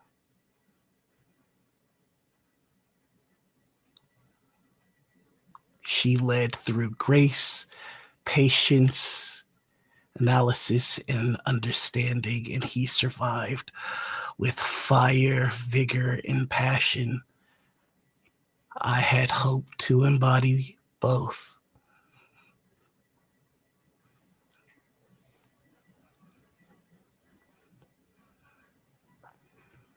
I failed.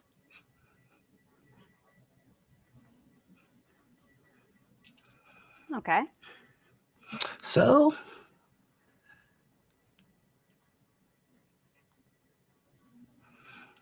I think I'll go find a new purpose.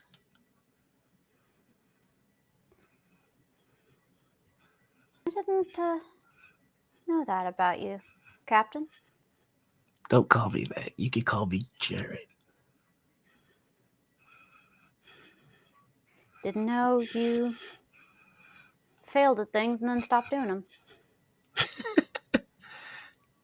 No. It's called improvising. Sometimes you go in with a game plan, you think it's going to work out one way, and you get punched in the mouth, and then you do something else. Yeah, that was the reputation you had. Real improviser, right? All those strategies you outlined. Improvising either, that's what they call you. Reputation only matters so long as the presentation is proper. You know, if I'd learned that a little younger, fewer admirals would hate the pants off me. And if more Bajorans refuse to wait for Starfleet to be what they promised themselves to be, perhaps our fight would have ended sooner. Well, maybe something to ask your nonlinear prophets about. What might have been? Because we're here. They frown a little and play with the console a little bit as they're flying you through.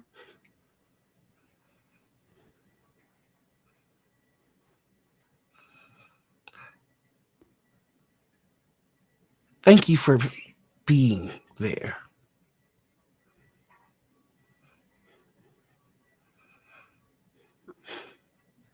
Gave me a chance to get back in a peregrine of sorts. I wouldn't have passed it up.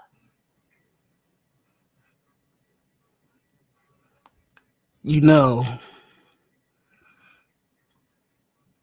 your fleet is the purpose of the Pride.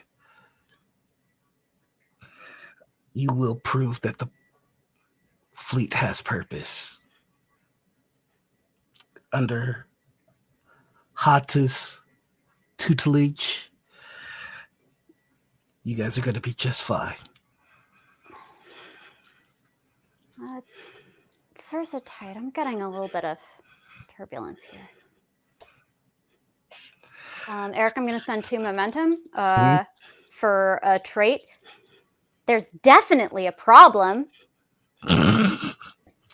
Okay. I'm going to take off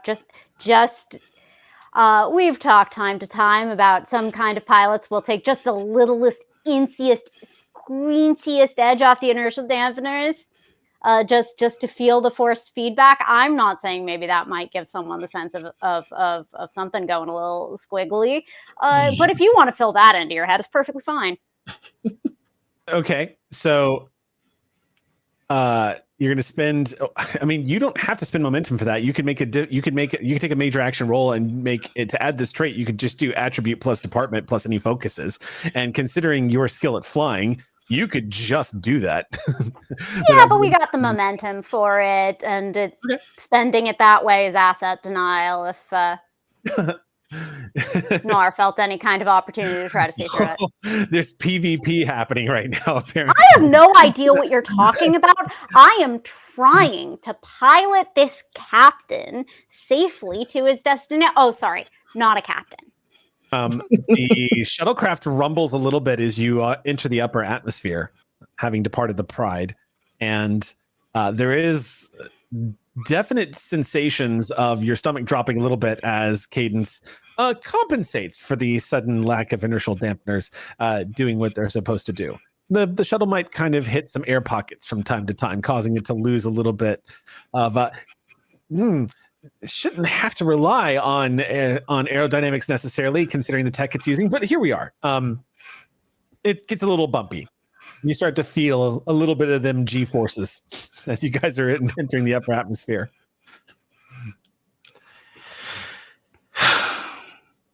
That's going to be an established trait, which means moving forward, Cadence, I'm going to be giving you a bonus if you have to pull any maneuvers, because you'll be able to, as they say, feel the air. But any efforts to resist being sick might be up against a difficulty number of whatever trait you've We're fine. So what's happening here, Cadence? Best pilot in a small craft vehicle? Yeah, sometimes it isn't the pilot, it's the ship. We might need to veer off a little from your destination, Captain. I just need to get this checked out. Are you doing this, Cadence? Sir. Okay. Get us back on course as soon as possible. Aye, sir. Don't do that.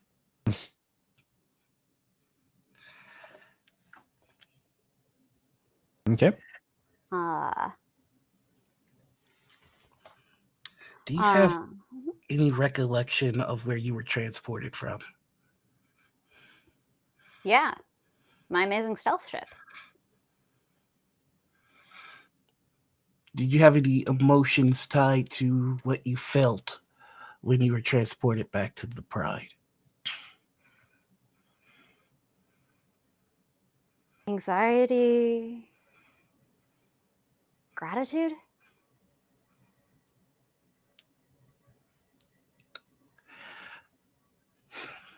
I felt comfortable.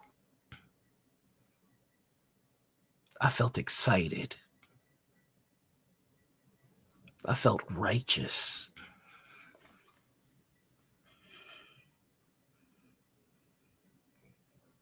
I know where these feelings come from, but I have no idea what spurred them.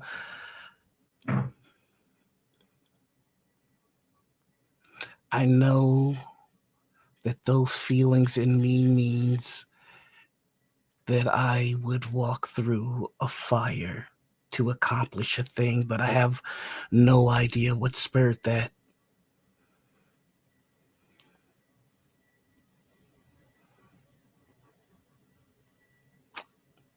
I was ready for losses. I was calculating losses, and the math worked in my favor, and I don't know why.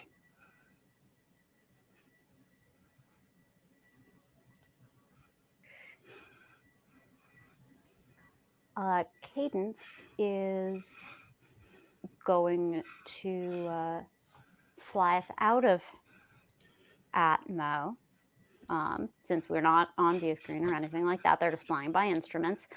Then my engine's just going to shut down. It's fine. Don't worry about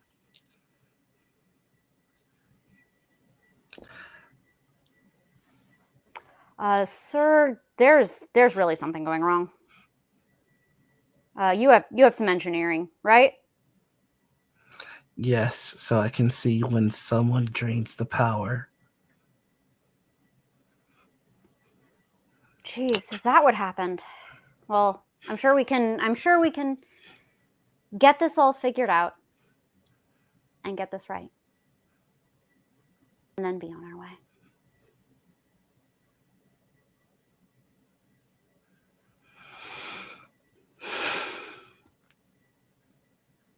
I am not fit to be your captain. I do not know why I was ready to go to war with the souls of everyone on that vessel.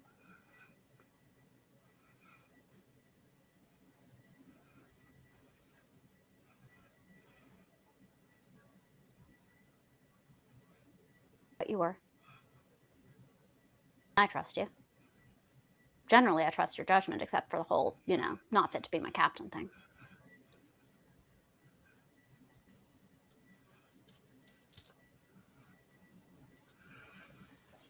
He's going to take out a deck of cards.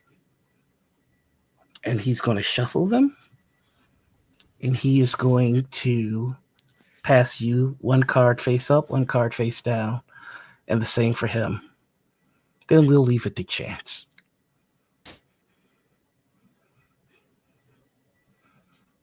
All right. You I want don't me think to I know this one. Sure. I'll let you dictate this, Eric. Whether Jiren stays or goes. Okay. I will follow your lead on this. Do you want to say even, odd? Sure. Okay. Are we all the way down to a 50-50? Yes. Can I roll on it to make it better? Sam spends one momentum to unleash The last moment, spin the last momentum to tip the scales. Yeah, I'd like to deploy puppy dog eyes. Yeah, Sam Pout has been engaged. You are now at a severe penalty. All right, so which one? Shout out to the lower ducks. They're fucking spamming the smile emoji. You get to tell me, do you want it to be, what do you want even and odd to be? I would like my crew to decide if that's okay. We're an odd crew. Okay. We are an odd crew. We're Well, odd ducks. Okay. So odd stays. I am going to do this with a physical even die. Stays in the shuttle forever till we run out of air. Since you're doing something that can potentially have tremendous effects on campaign, I'm going to go ahead and I'm going to record. It's our box of doom. Yeah. A box of doom, but it's actually Eric's iPhone. Yeah. I am recording this right now, so I'm going to go ahead just so that we keep everything above table, and because we're remote play, I don't exactly have a Switch 2 camera device here. So I'm going to go ahead and just None of us has a Switch 2 camera. Switch 2 hasn't even come out yet, Eric. I know, I can't wait. I'm really curious to know what's different about it. All right. To it, yeah. Let me see here. Yeah, I know how you feel. Actually, I wonder if it just occurred to me that thanks to the nature of Get him, ducks. my camera setup right now. Speak now or forever hold your peace. They're still doing it. All right, let me set this up again. Okay, so this is me. I'm going to make the roll here. I'm just going to do this right here on my table here. All right, here we go. This is the die, the clacking sound, so everyone knows. All right, so odd, Sharon stays, even he goes. Yep. Yeah. I rolled a 7. Next week. Okay, can I just mention real quick, because I think I fidget a lot, I was rolling my 3d20s just over and over again, and I rolled 3 7s. I was like, that's weird. And I never said it because it wasn't relevant to what was happening. But you can probably look back at the VOD of me being like, looking down at my desk because I rolled really weird numbers and then didn't say anything. So that's really weird. That's extremely normal. Yep. Nope. Extremely normal stuff. Wow. The prophets might have something to say about this, Darren. You think the prophets might have something to say about this storyline? Fun fact about being non-linear, they reach right through fourth wall.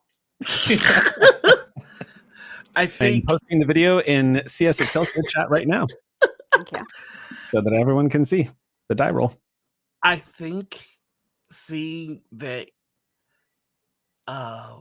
Cadence had a winning hand. Jared sighs. You cheated, didn't you? Sir, I am a pilot in Starfleet.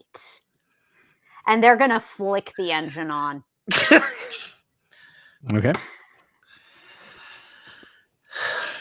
You think Kirk ever lost faith? Do you think he ever stumbled? Or any of the legends of Starfleet? Sir, I don't think about lesser captains. Does this mean the shuttle turns around and starts heading back? Yeah, I think that's... The captain did have someone he wanted to talk to. He does. Yeah. It doesn't necessarily have to take the manifestation now of the captain departing the Pride. He could show up as captain of the Pride now. What's up, I'm just Sam? asking if they want to turn it. Yeah. So then maybe, given the hour, Cadence will sit back in the chair, the pilot seat, look around to their captain, and we can end it on a where to. Course heading. To be decided. He's going to say, "Take me home,"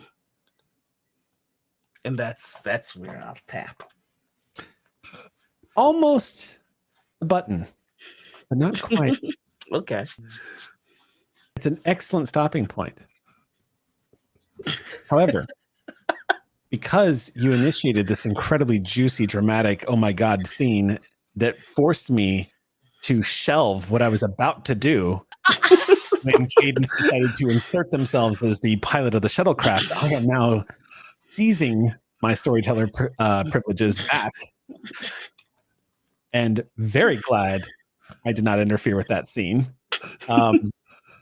Upon return to the Pride, the smiles of crew who say nothing, but smile at each other and smile at the captain as the captain departs the shuttle and walks back through the deck.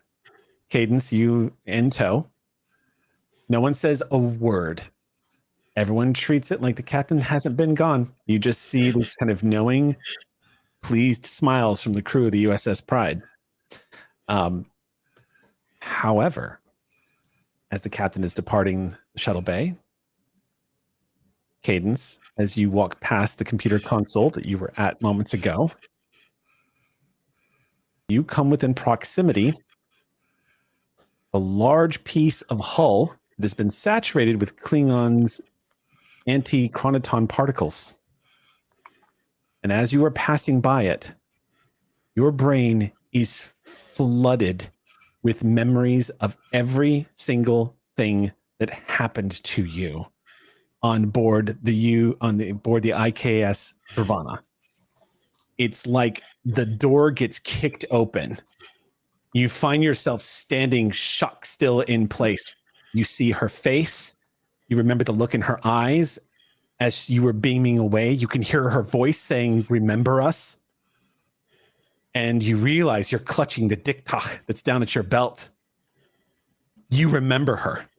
All of them. What happened? The encounter. The exchanges. Everything.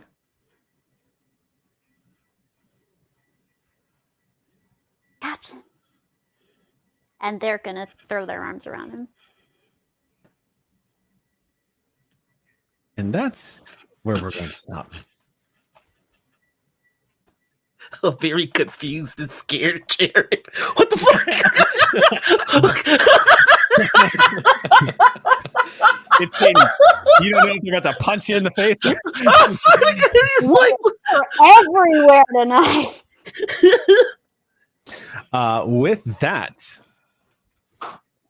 is going to bring an end to this episode, which means I'm going to send out a ping to you guys tomorrow on the StreamPunks private Discord to let you know this is going to be the end of it's going to be the start of a new arc here. But Noir, I would say Jaren has definitely hit a milestone marker with his journey as a captain. So we should talk about your advancement for Jaren. Also, we're going to make some reputation rolls here too. There's going to be some, there's going to be opportunity for advancement here. So keep that in mind, and I'll let you all know how much time passes. It's not going to be more than 24 hours tops between now and the next episode, but I'll keep you all posted. For the Aux crew that's been listening tonight, thank you so much as always for the support. I'm going to be posting a Aux crew version of the PDF that I gave the players to let them know some of the updates that we're doing here to the second season of STA second edition that we're doing here for the Last Excelsior. That is going to be it for us tonight, though. Thank you so much for joining us, as always, for another session here on Althaven. We will see you next Monday night. Is that correct? Or is next Monday night our Marvel night? It's next Tuesday, right? It is. It's Noir next Monday night. Yeah. Oh shit! Yeah. Oh damn! So one of these days, I'm going to kick in the door to that game and join. I really want to play. Do it. Yeah. We will catch you all next Monday night for some good superhero action. And until then, friends, hailing frequencies are closed.